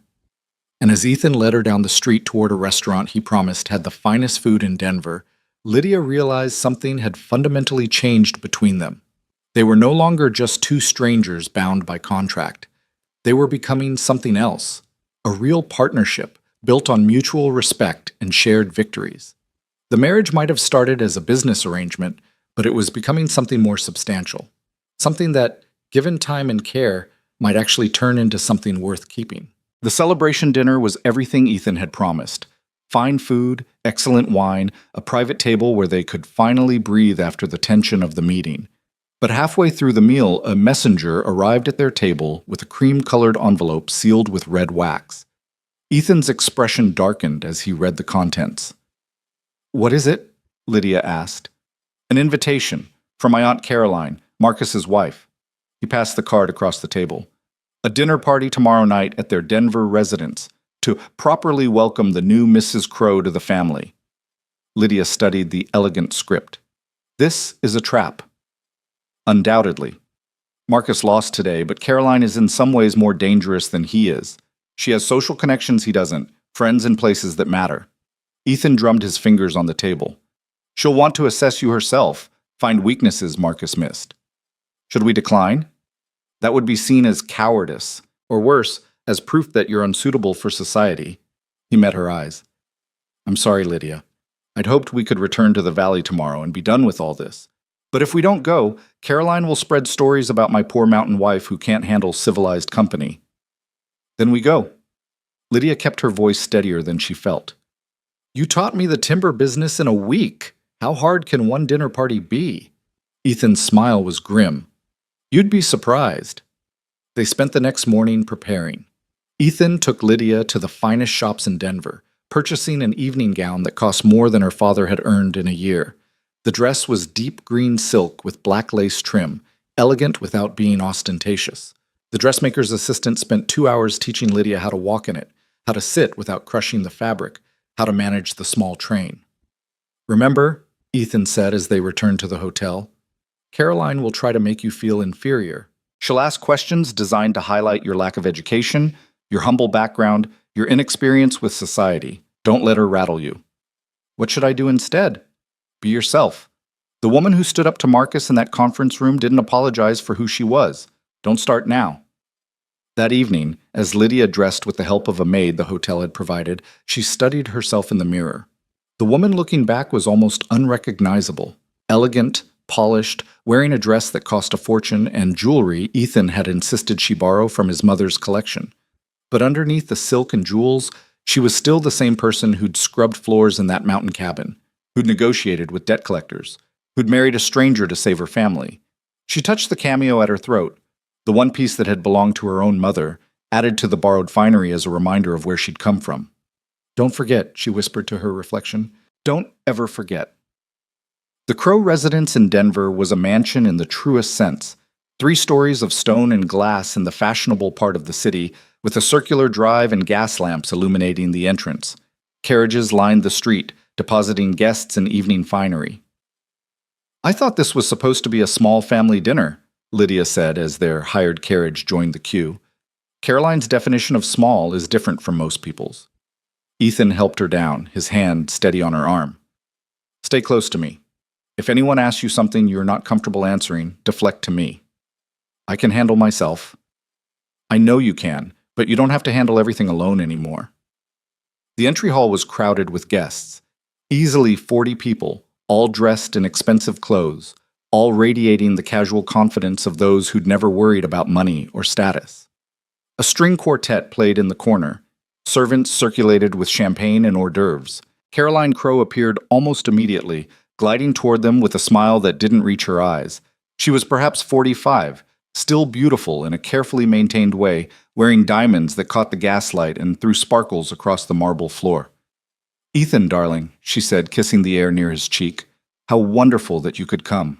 And this must be your bride." Her gaze swept over Lydia, cataloging every detail. "My dear, what an interesting dress. Not quite Denver fashion, but it has a certain rustic charm." "Thank you," Lydia said evenly. "I prefer elegance to fashion. Trends change, but good taste endures." Caroline's smile froze for just a moment. "How philosophical. You must tell me where you're from originally. I don't believe I caught the name of your family." "The Hales, from a mountain settlement you've likely never heard of." "How quaint. And your father? What does he do?" "He was a rancher. He's passed away since Ethan and I married." The lie came easily. Her father was dying, would probably be dead before she returned. It was easier than explaining the complicated truth. "My condolences." Caroline's tone suggested anything but sympathy. "And your mother?" "Manages the family property." Another half-truth. Her mother was managing what little remained, at least. Before Caroline could continue the interrogation, a woman in an elaborate purple gown approached. "Caroline, you must introduce me to the mysterious bride everyone's talking about." "Of course, Mrs. Lydia Crowe. This is Mrs. Helena Ashford. Her husband is a territorial judge." Helena looked Lydia up and down with frank curiosity. "So you're the woman who married Ethan Crowe?"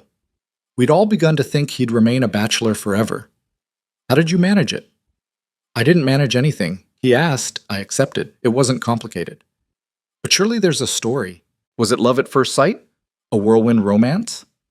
Lydia felt the eyes of a dozen nearby guests turn toward her, waiting for her answer. This was the trap. If she claimed it was a love match, they'd see through the lie. If she admitted it was practical, she'd seem mercenary. "It was pragmatic," she said clearly. "Ethan needed a wife who understood the realities of mountain life. I needed stability. We were honest about what we each wanted, and we made an agreement that satisfied us both. I find honesty far more romantic than pretty lies." The silence that followed was profound. Then Helena laughed, a genuine sound of surprised delight. "Well, I'll be damned. An honest woman in Denver society. Caroline, wherever did you find her?" Caroline's expression had gone rigid. "Dinner is about to be served. Shall we move to the dining room?"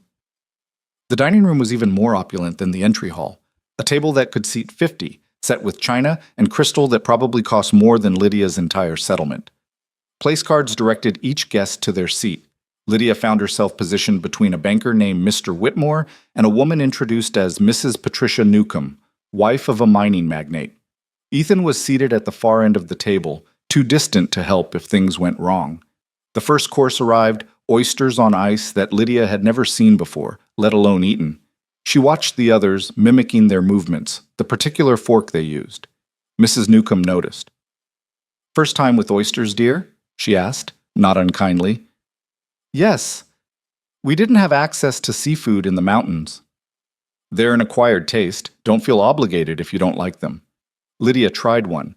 The texture was strange, slippery, but the taste was interesting, briny and fresh. "It's different, but not unpleasant." "That's a diplomatic answer." Mrs. Newcomb smiled. "You're doing well, considering. These dinners are designed to make outsiders feel inadequate. Caroline's specialty." "I appreciate the warning." "Consider it insider information. My own first Denver dinner was a disaster. I used the wrong fork for every course and spilled wine on the hostess. But I learned.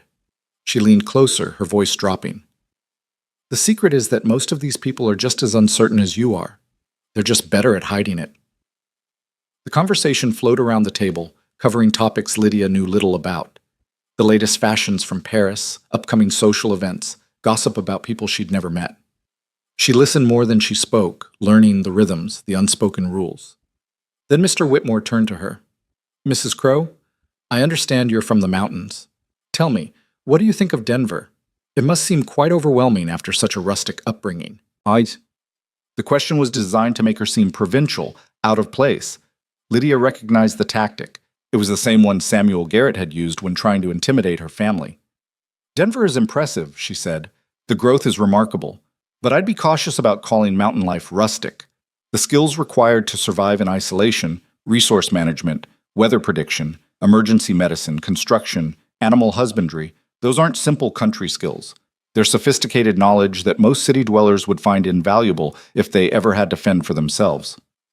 Are you suggesting city life makes people less capable? Mr. Whitmore's tone was offended. I'm suggesting different environments require different capabilities. You're likely excellent at navigating banks and businesses. I'm excellent at surviving when there's no bank or business to navigate.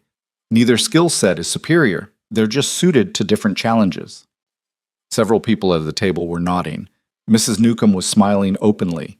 But Caroline wasn't finished. As the main course arrived, roast duck with elaborate sauce, she addressed Lydia from the head of the table, her voice carrying to everyone present. My dear, I'm curious. How much education did you receive before marrying my nephew? I assume mountain settlements have limited access to proper schooling. The table fell silent. This was the real attack, questioning Lydia's intelligence, her fitness to be Ethan's wife in a world where education and breeding mattered. Lydia set down her fork carefully, meeting Caroline's gaze. I had 6 years of formal schooling before the school closed due to lack of funding. After that, my father taught me from his own books. History, literature, mathematics, basic sciences. My mother taught me practical skills, accounting, contract law, negotiation. I'm not formally educated in the way you mean, Mrs. Crowe, but I can read, write, calculate, and think critically, which, respectfully, is more than some formally educated people manage to accomplish. But surely you must feel overwhelmed by the business aspects of Ethan's work, Caroline pressed. The contracts, the financial matters, the strategic decisions, those require years of training and experience. Do they? I learned the entire timber operation in a week. Profit margins, contract terms, resource management, labor relations. If it only took me a week to understand, how complicated could it really be? Someone down the table coughed to cover a laugh. Caroline's face had gone pink. Understanding and managing are very different things, she said sharply. True, but I didn't claim to be managing anything. Ethan manages the operation. I support him, offer perspective, and handle matters he doesn't have time for. It's called partnership, Mrs. Crowe. I believe it's how most successful marriages function. The woman next to Caroline, someone Lydia hadn't been introduced to, spoke up. Actually, that sounds remarkably sensible. Most of the marriages I know operate on the husband making decisions and the wife nodding along. Your approach seems far more practical. Caroline looked furious, but she couldn't attack a guest for agreeing with Lydia. She changed tactics, turning to another guest and deliberately excluding Lydia from the conversation. Mrs. Newcomb leaned close again. You just made an enemy. Caroline doesn't forget being embarrassed at her own dinner table. She was already my enemy, Lydia whispered back. At least now she knows I won't be an easy target. After dinner, the party moved to the drawing room for coffee and cordials. The men gathered at one end, discussing business. The women clustered at the other, discussing whatever wealthy women discussed when men weren't listening. Lydia found herself surrounded by curious women, all asking questions, some genuinely interested, others clearly looking for ammunition to use in future gossip. Is it true you married Ethan after knowing him less than a day? One woman asked. It's true we married quickly, but we were honest about what we each needed. I find that more important than a long courtship built on illusions.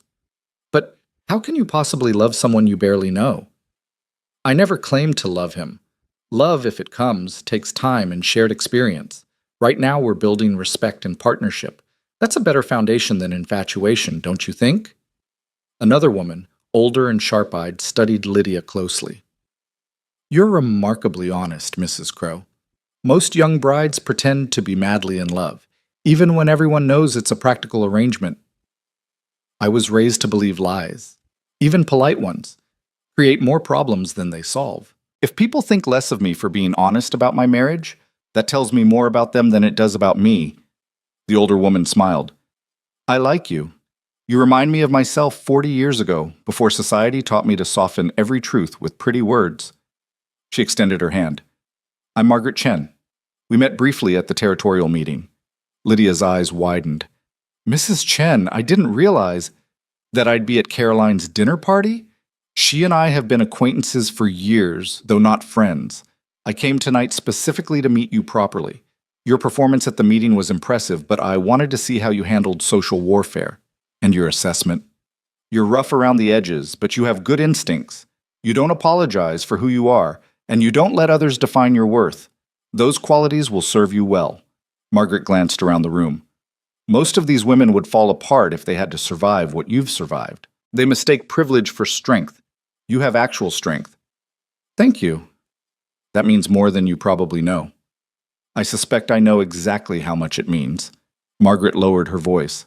I mentioned at the meeting that I wanted to discuss something with you and Ethan. The offer stands. Come to my office tomorrow before you return to the mountains. I have a proposition that might interest you both. Before Lydia could respond, Caroline appeared at her elbow. Mrs. Chen, I'm so glad you could attend. Are you enjoying yourself? Very much. Your new niece is delightful. I can see why Ethan married her. Caroline's smile was glacial. How wonderful. Though I must say, I'm surprised Ethan didn't choose someone from his own social circle, someone with more appropriate background. Appropriate for what? Margaret asked mildly. Ethan doesn't need a society ornament. He needs a partner who can handle the realities of running a frontier business. Mrs. Crow seems ideally suited for that role. Of course you would think so, coming from trade yourself, Caroline began, then seemed to realize her mistake. Margaret's expression didn't change, but her eyes went cold. Yes, I come from trade, as does your nephew, as do most successful people in the territories. The only difference is that I don't pretend my money makes me better than those who work for a living. She turned to Lydia. My dear, it's been a pleasure. I look forward to our meeting tomorrow. Shall we say 10 o'clock? I'll be there, Lydia said. Margaret swept away, leaving Caroline seething. Several other women had overheard the exchange, and Lydia could see them filing away this information for future use. Caroline Crow had just been publicly rebuked by one of the most influential women in Denver society. The dinner party couldn't end soon enough. When Ethan finally collected Lydia and they escaped to their hired carriage, she felt exhausted in a way that physical labor had never made her feel. How bad was it? Ethan asked. Caroline tried to make me feel stupid, inferior, and out of place. I refused to cooperate. I don't think she appreciated it. I saw Margaret Chen talking to you. What did she want? To meet tomorrow. She has a proposition. Lydia leaned her head back against the carriage seat. Ethan, is every social event in your world like this? People attacking each other with polite words and searching for weaknesses? The ones involving my family, yes. It's exhausting, isn't it? Completely. I'd rather negotiate with 10 debt collectors than face another dinner party like that. He smiled. You did well, though. I watched Caroline's face when you refused to be intimidated. It was the first time I've seen her actually flustered. Mrs. Chen helped. She was kind in a way I didn't expect. Margaret doesn't waste kindness on people she doesn't respect. If she's taken an interest in you, that's significant. Ethan was quiet for a moment. Lydia, I know this isn't what you signed up for. Business meetings and hostile dinner parties weren't part of our agreement. They are now. We're in this together, remember? That means facing whatever comes, whether it's Marcus in a conference room or Caroline in a dining room. He reached across the carriage and took her hand, the first time he'd initiated physical contact beyond the necessary courtesies. His grip was warm, solid, real. Thank you, he said quietly, for standing with me. For not running when you saw how complicated my life actually is. Where would I run to? Besides, I'm too stubborn to let Caroline Crow win. They rode the rest of the way to the hotel in comfortable silence, still holding hands in the darkness of the carriage. Something had shifted between them again. Another layer of partnership settling into place, built on shared battles and mutual respect. Margaret Chen's office was nothing like Lydia expected. Instead of the elaborate furnishings and expensive decor she'd seen at Caroline's mansion, Margaret's space was functional and efficient. A large desk covered in papers, filing cabinets lining the walls, maps of mining operations spread across a work table. "I'm not interested in impressing people with expensive furniture," Margaret said, noticing Lydia's surprise. "I'd rather spend money on things that actually generate returns." She gestured for them to sit, then poured tea from a simple pot on a side table. "Let me be direct. I was impressed by both of you at the territorial meeting. More importantly, I was impressed by how you work together. Most married couples in business either operate completely separately or one dominates the other. You two actually collaborate." "Thank you," Ethan said, "though I'm not sure where this is leading. I have mining operations throughout the territory. Good operations, profitable operations. But I'm facing a problem similar to what you described with your timber business. Short-term thinking versus long-term sustainability. My foremen want to extract as much as possible as quickly as possible. I want to extract efficiently while preserving the mines for future production." "That's a management challenge," Ethan said. "What does it have to do with us?" "I need advisors who understand sustainable resource extraction, people who've proven they can balance profitability with preservation, people who aren't afraid to make unpopular decisions if they're the right decisions." Margaret set down her teacup. "I want to hire you both as consultants. You'd review my operations, recommend changes, and help implement new practices. The pay would be substantial, and it would give you both experience beyond timber operations." Lydia glanced at Ethan, trying to read his reaction. He looked intrigued, but cautious. "Why both of us?" he asked. "I have the technical expertise, but Lydia has a different perspective," Margaret interrupted. "Mr. Crow, you're skilled at the business aspects, but Mrs. Crow has something equally valuable. She understands survival. When resources are scarce, when margins are thin, when one bad decision means disaster. That's the mentality mining operations need. Not excess and extraction, but careful management and strategic thinking." "I've never worked in mining," Lydia said. "You'll learn, just like you learned the timber business in a week." Margaret smiled. "Mrs. Crow, I don't offer opportunities like this lightly. I see potential in you that goes beyond being Ethan's wife. You have intelligence, courage, and the ability to stand up to powerful people without backing down. Those qualities are rare and valuable." Lydia felt something warm unfold in her chest. Recognition, validation, the sense that someone saw her as more than just a poor mountain girl who'd married well. "We'd need to discuss terms," Ethan said slowly. "Timeline, compensation, how it would work with our own operations." "Of course, I'm not expecting an answer today." "Think about it. Talk it over. Send me a proposal." Margaret stood, offering her hand. "But I hope you'll accept. The territories need more people who think long-term instead of just grabbing whatever they can in the moment." As they left her office, Lydia felt as if the ground had shifted beneath her feet again. 2 weeks ago, she'd been desperate and powerless, accepting marriage to a stranger as her only option. Now she had a wealthy timber baron for a husband, had stood up to his enemies, and was being offered work that recognized her abilities independent of her marriage. "What do you think?" Ethan asked as they walked back toward the hotel. "I think I'm terrified and excited in equal measure. I think this could be an incredible opportunity. I think I have no idea if I'm actually capable of what she's asking." "You are. If I had any doubt about that, I'd say so." "You really believe that?" "I watched you learn an entire business in a week, then defend it in front of hostile investors. I watched you handle Caroline's attacks without flinching. Yes, Lydia, I believe you're capable of this. The question is whether you believe it." She thought about the girl she'd been a month ago, powerless, desperate, resigned to a life of poverty and struggle. Then she thought about the woman she was becoming, someone who could hold her own in any situation, who could learn and adapt and fight back when challenged. "I want to try," she said finally. "I want to see what I can become if I stop limiting myself to what I think I should be." Ethan smiled. A real smile, warm and genuine. "Good. Because I'd like to take Margaret's offer, and I'd like to do it as actual partners, not just you supporting my work." "Actual partners," Lydia repeated. "Equals. Equals." They returned to the valley 3 days later, laden with new contracts, new possibilities, and a new understanding of what their partnership could become. The mountain air felt cleaner after Denver's smoke and crowds, the hidden valley more welcoming after the hostile social battlefield they'd navigated. Martha met them at the lodge with hot coffee and a warm meal, and Lydia realized with surprise that it felt like coming home.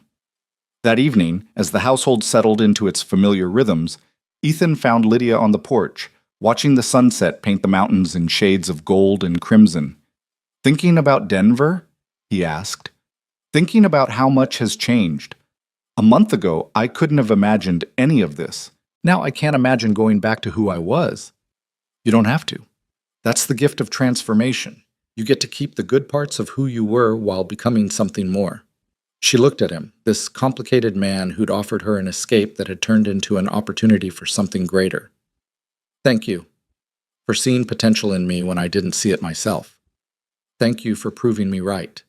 He hesitated, then added, "Lydia, I know this started as a business arrangement, but I'd like it to become something more, not rushed, not forced, just more. If you're willing." Lydia's heart beat faster. She thought about their partnership, their shared victories, the growing respect and trust between them. It wasn't love. Not yet. But it was the foundation love could build on. "I'm willing," she said. "Let's see what we can build together."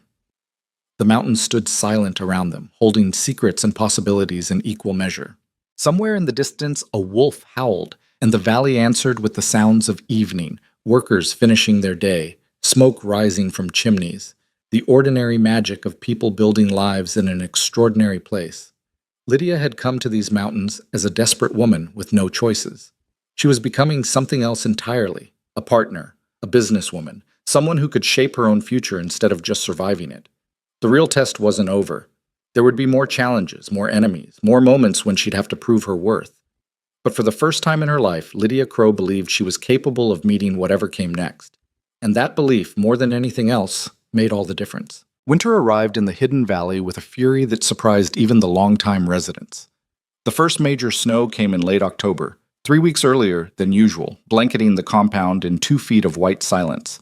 Lydia woke to a transformed world, every building outlined in snow, icicles hanging from the eaves like crystal daggers, the entire valley sealed off from the outside world until spring. Thaws reopened the passes. She stood at her bedroom window, coffee warming her hands, watching workers dig paths between buildings. In the months since their return from Denver, the valley had become genuinely home in ways she hadn't expected. She knew every building now, every worker's name, the rhythms of the operation as intimately as she'd once known her family's small farm. A knock came at the connecting door between her suite and Ethan's, the door that had remained locked since their arrival, but had recently begun opening more often as their partnership deepened into something warmer. "Come in," she called. Ethan entered, already dressed for the day, carrying a telegram. His expression was serious, but not alarmed. "News from your mother," he said, handing her the paper. Lydia's hands trembled as she unfolded it. The message was brief, written in the telegraph operator's shorthand. "Father passed peacefully. Stop, debts cleared. Stop. Thank you. Thank you. Stop. Letter following. Stop, mother." She read it twice, feeling the strange mix of grief and relief that comes when long-anticipated bad news finally arrives. Her father was gone.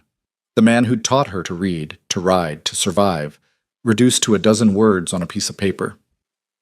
"I'm sorry," Ethan said quietly. "I know you expected it, but that doesn't make it easier." "No, it doesn't." Lydia set the telegram on her dresser, next to the cameo that had been her mother's. But at least he didn't die under the weight of those debts. At least he had that peace. "Do you want to go to her? The passes are closed, but we could get through with enough effort." "No." Lydia was surprised by her own certainty. "My father is gone. My presence won't change that. And my mother has the money to manage, to hire help, to survive the winter. Come spring, I'll visit. Bring her here if she's willing, but right now, I'm needed here." Ethan studied her face. "You're sure?" "I'm sure. My father would understand. He always valued practical choices over sentimental ones." What she didn't say, what she was only beginning to acknowledge even to herself, was that the hidden valley had become more home than the cabin she'd left behind. The grief she felt was real, but so was her commitment to the life she was building here. The letter her mother had mentioned arrived 2 weeks later, carried by a hardy mail courier who'd braved the mountain passes before they completely closed. Margaret Hale's handwriting was shaky, but her words were clear. Dearest Lydia, your father passed in his sleep, peacefully as could be hoped. He spoke of you often in those final days, said he was proud of the choice you made, proud of the strength you showed. The money you sent has been a blessing beyond measure. The debts are paid, the cabin is secure for now, and I have enough to last the winter with some to spare. Don't grieve overmuch for him, child. He was ready to go, tired of fighting. Be well. Build your new life. He would want that for you. Your loving mother.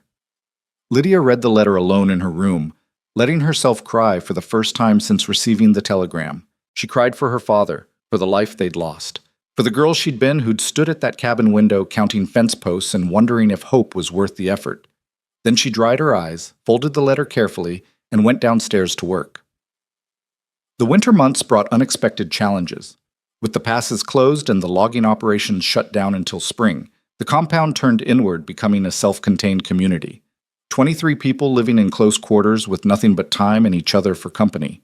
Lydia discovered she had a talent for managing these social dynamics. She organized communal dinners where everyone contributed, established a lending library from the books in the lodge, and created work rotations that kept people busy without exhausting them. She settled disputes between workers, managed the food stores, and somehow kept morale high, even when cabin fever threatened to turn minor disagreements into major conflicts. "You're good at this," Martha observed one evening as they inventoried the root cellar. "Managing people, I mean. It's a gift." "Is it? It just seems like common sense. Keep people fed, occupied, and feeling valued. The rest takes care of itself." "Common sense isn't common, dear. Most people with authority either try to control everything or ignore everything. You found the balance." Ethan noticed too. He'd begun including her in decisions that had nothing to do with their work for Margaret Chen, equipment purchases, hiring decisions, strategic planning for the next logging season. Their evening meetings in his office became routine, the two of them reviewing ledgers and discussing plans like the partners they'd claimed to be. But it was more than partnership now, though neither of them had explicitly acknowledged it. There were small touches, his hand on her back when they walked, her fingers brushing his when they passed papers across the desk. Conversations that lasted late into the night, ranging far beyond business into philosophy, memories, dreams for the future.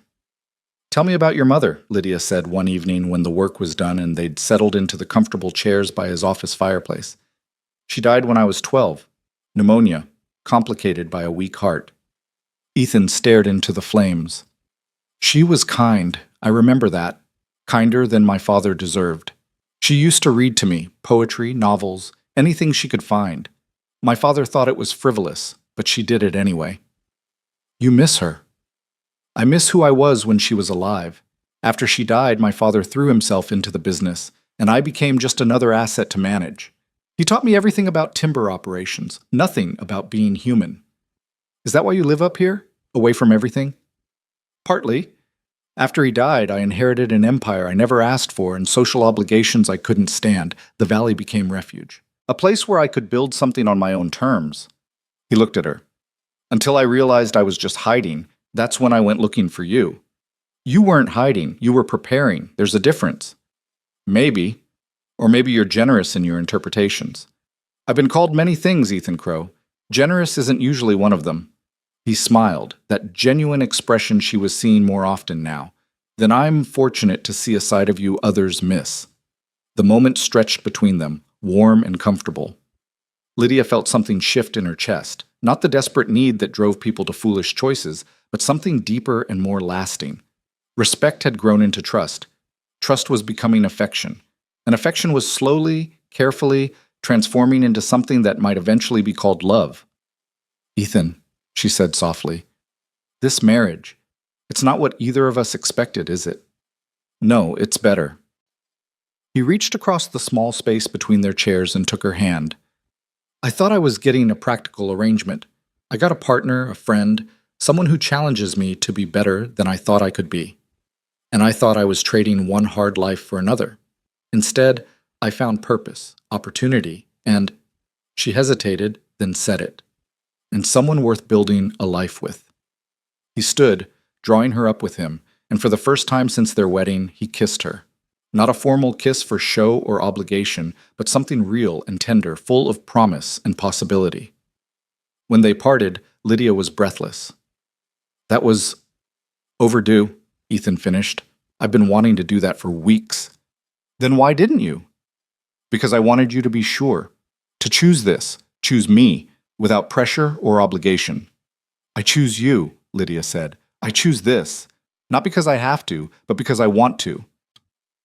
They stood together by the fire, holding each other, two people who'd started as strangers and were becoming something infinitely more precious.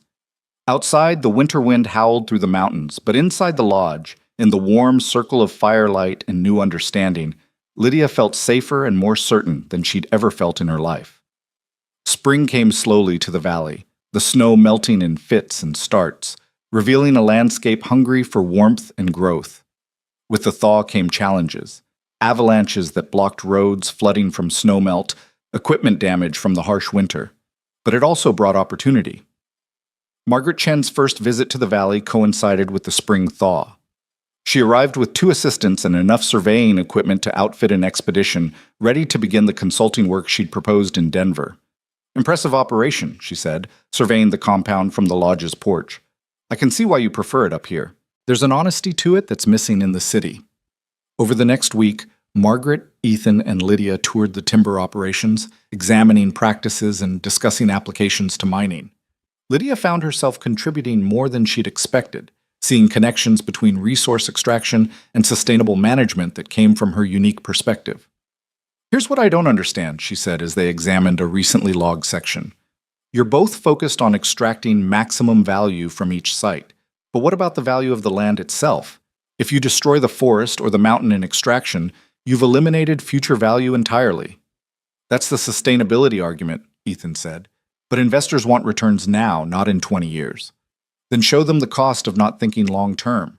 What does it cost to establish a new logging site when you've exhausted the current one? What's the value of reliable, consistent production versus boom and bust cycles? Lydia gestured to the managed forest around them.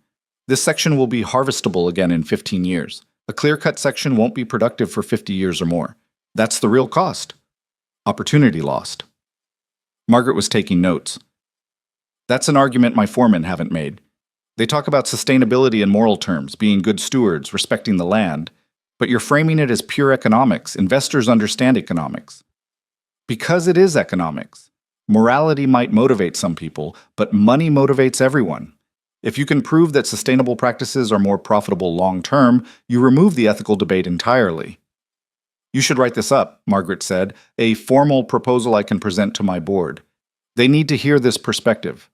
Lydia looked at Ethan, who nodded encouragement. All right, I'll write it. The proposal took her 3 weeks. She worked on it late into the evenings, researching, calculating, building arguments that were airtight and compelling. Ethan reviewed drafts, offering suggestions but never undermining her work. Martha brought her endless cups of coffee and made sure she ate.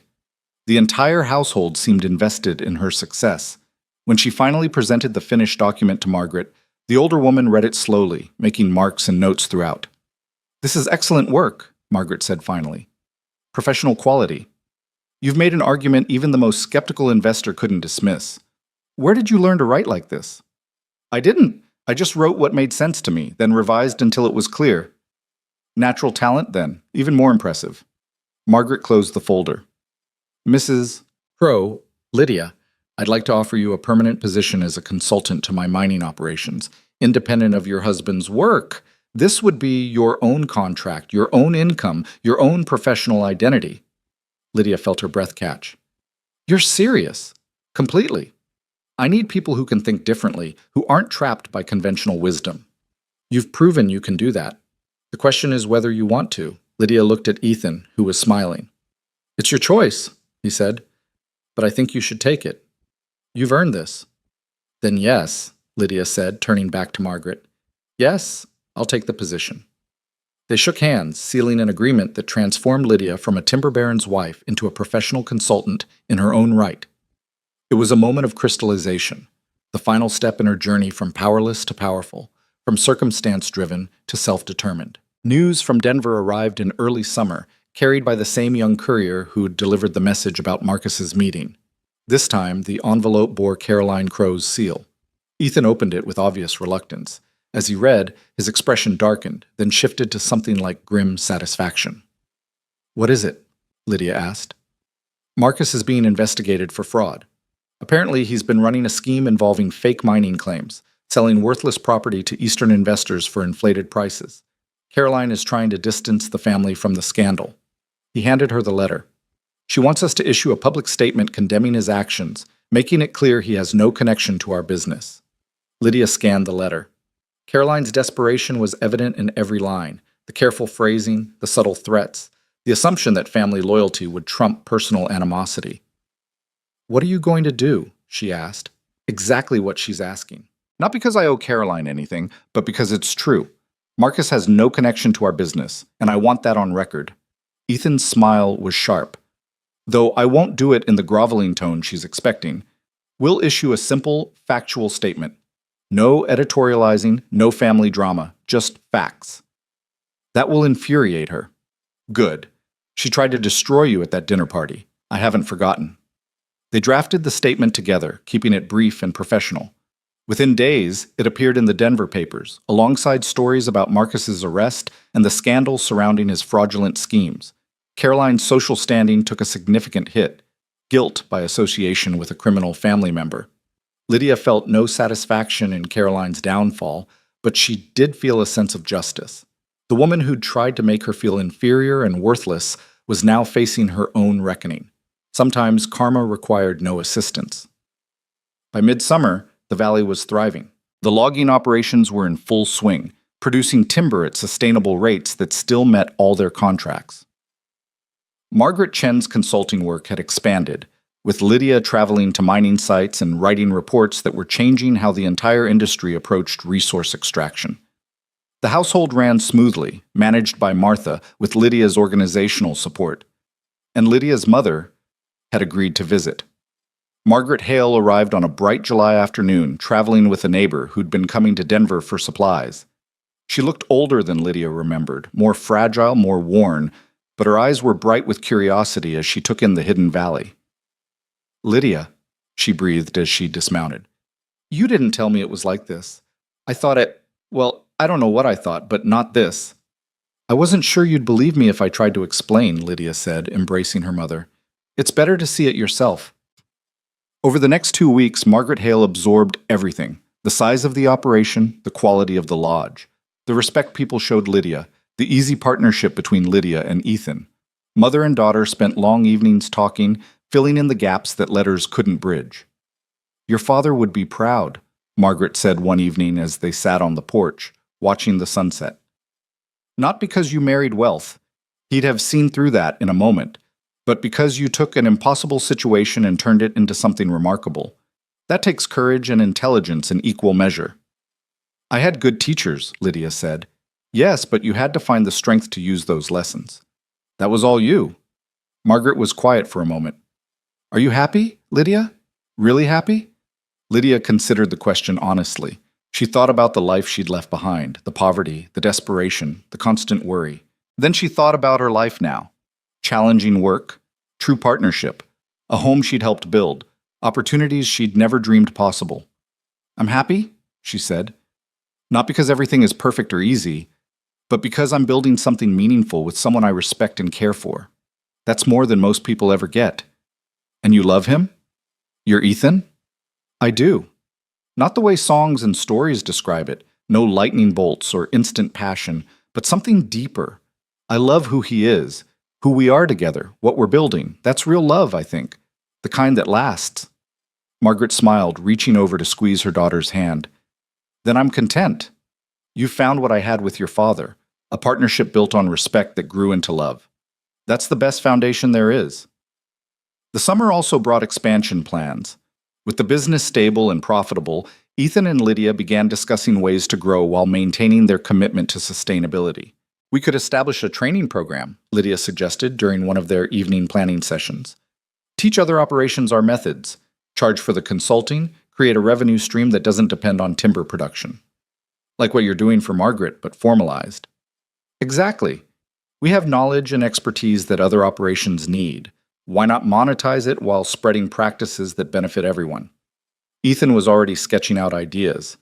We'd need to develop a curriculum, create written materials, establish credibility beyond our own operation. I could write the curriculum.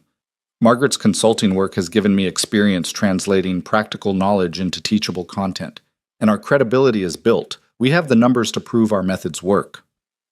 They worked late into the night, excitement building as the vision took shape. It was more than just a business expansion. It was a chance to influence the entire industry, to prove that success didn't require exploitation, that thinking long-term benefited everyone. By autumn, they'd established the Crow Institute for Sustainable Resource Management, an ambitious name for what started as a small training program, but one that captured their vision. The first class consisted of 6 foremen from various timber and mining operations, brought to the valley for intensive 2-week training. Lydia found herself teaching alongside Ethan and discovered she had a gift for it. She could explain complex concepts in clear terms, could connect theoretical knowledge to practical application, could inspire people to think differently about their work. "You're a natural teacher," one of the students, a grizzled foreman named Tom Walsh, told her after a particularly intense session on resource assessment.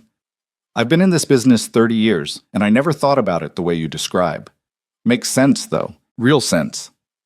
The success of the first class led to a second, then a third. Word spread through the industry. The Crow Institute became known as the place to learn cutting-edge sustainable practices. Revenue from the training program grew steadily, diversifying their income and increasing their influence. Marcus's fraud trial concluded in October, resulting in a 5-year prison sentence and complete financial ruin. Caroline Crow left Denver for San Francisco, her social standing destroyed, her marriage to Marcus apparently dissolved. The family that had tried to undermine Ethan and destroy Lydia had destroyed itself instead. Ethan received one final letter from Caroline before she left the territory. It was brief and bitter. "You've won, nephew. I hope you're satisfied. Your poor mountain wife proved more formidable than any of us expected. Perhaps that's justice of a sort." "She still doesn't understand," Lydia said, reading over Ethan's shoulder. "It was never about winning or losing. It was about building something real." "Some people only think in terms of competition and conquest," Ethan said. "They can't comprehend partnership or shared success." He tossed the letter into the fire, watching it curl and blacken. The past was burning away, making room for the future they were creating together. Winter came again, the second Lydia would spend in the hidden valley, but this time everything was different. She wasn't a stranger trying to find her place. She was home, with work she loved, a partnership that had deepened into genuine marriage, and a future full of possibilities. On a cold December evening, as snow fell softly outside, Lydia stood at her bedroom window, the same window where she'd watched the valley transform through the seasons. Behind her, she heard Ethan enter through the connecting door that now stood permanently open. "Come to bed," he said softly. "It's late, and we have an early meeting tomorrow." She turned to him. This man who'd been a stranger 18 months ago, who'd offered her an escape that became an adventure, who'd seen potential in her when she couldn't see it herself. "Do you remember what you said when you first proposed?" she asked.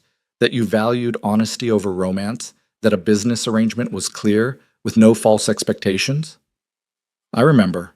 I was wrong about a lot of things then." "Were you? We did start as a business arrangement. We were honest about what we each needed. And we didn't have false expectations. We had realistic ones that we exceeded." Ethan crossed the room to stand beside her at the window. "What's your point?" "My point is that you were right and wrong at the same time. Right that honesty is valuable, that clear expectations matter, that practical partnership is important. But wrong that those things preclude romance or love. We built romance on top of honesty, love on top of partnership. That makes it stronger, not weaker." He pulled her close, resting his chin on top of her head as they looked out at the snow-covered valley together. "You're a philosopher now, along with everything else? I'm a woman who's learned that life rarely follows the paths we expect. Sometimes the detours are better than the destination we planned." "This is better than anything I planned," Ethan said. "Better than anything I thought possible." They stood together in comfortable silence, watching the snow transform the world into something clean and new.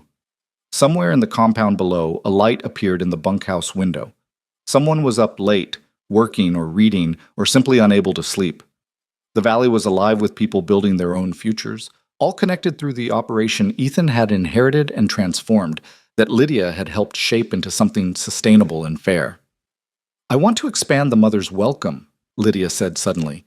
"She's lonely in that cabin, and there's nothing keeping her there now. She could live here, have her own space, contribute however she wanted. What do you think?" "I think this is your home as much as mine. If you want your mother here, then she should be here." "Thank you." She turned in his arms to face him. "For everything, Ethan. For seeing me when I was invisible. For believing in me when I didn't believe in myself. For building this life with me instead of just giving me a place in yours. You make it sound like I did you a favor. You saved me, Lydia, from isolation, from becoming like my father, from the loneliness I didn't even recognize until you arrived and showed me what partnership could be."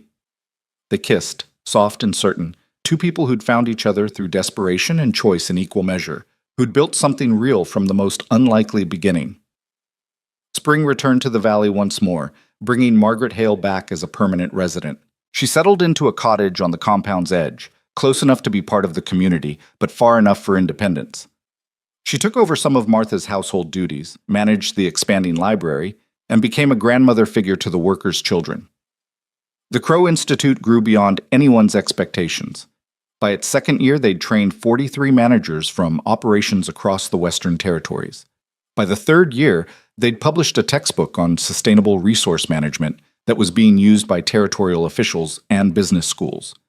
Lydia's name appeared on the cover alongside Ethan's, recognized as an equal author and expert. Margaret Chen expanded her mining operations using principles developed through their consulting work. Her success caught the attention of other major investors, leading to more contracts, more influence, more opportunities to spread sustainable practices throughout the industry. And Lydia herself continued to evolve. The frightened girl who'd accepted marriage to save her family was gone, replaced by a confident professional who could hold her own in any boardroom, who could teach seasoned businessmen new ways of thinking, who could build and manage complex operations. But she never forgot where she'd come from. She established a fund to help families facing the kind of medical debt that had nearly destroyed her own. She hired workers from struggling settlements, giving them opportunities and training. She wrote articles about the hidden costs of poverty, the obstacles facing women in business, the importance of creating pathways for people to escape desperation. On a warm June afternoon 5 years after that first desperate wedding, Lydia stood on the lodge's porch beside Ethan, watching a new class of students arrive for training. Her hand rested on her swollen belly, 7 months pregnant with their first child, a daughter they'd already decided to name Margaret after both their mothers. "Tired?" Ethan asked, noticing her shift her weight. "Always these days, but content." She smiled at him. "Very content." "No regrets? About any of it?" Lydia thought back to that cabin, that desperate morning, that impossible choice. She thought about everything that had followed, the challenges, the battles, the slow transformation from victim to victor, from desperate to empowered, from alone to partnered. "Not a single regret," she said. "I wouldn't change anything, because changing anything might mean not ending up exactly here." "Even the hard parts? Marcus, Caroline, all the fighting?" "Especially the hard parts. They taught me who I could be when I stopped accepting other people's definitions of me. They taught us what we could build together." She took his hand, placing it on her belly, where their daughter kicked and moved. "This life, our daughter, our work, our home, us, none of it would exist without every hard choice and difficult moment that came before." Ethan kissed her temple. "You're remarkable, you know that? I'm stubborn. There's a difference. You're both. And I'm grateful for it every day." As the sun set over the hidden valley, painting the mountains in shades of gold and rose, Lydia Crow, born Lydia Hale, once a poor mountain girl with no prospects, surveyed the empire she'd helped build. Not an empire of conquest or exploitation, but one of sustainability, partnership, and genuine progress. She'd married a poor mountain man who turned out to be wealthy, but more importantly, she'd married a man who became her true partner, who saw her worth and helped her claim it.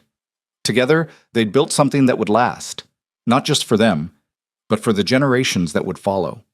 The mountains stood eternal around them, holding secrets and memories. But the valley was no longer hidden, not really.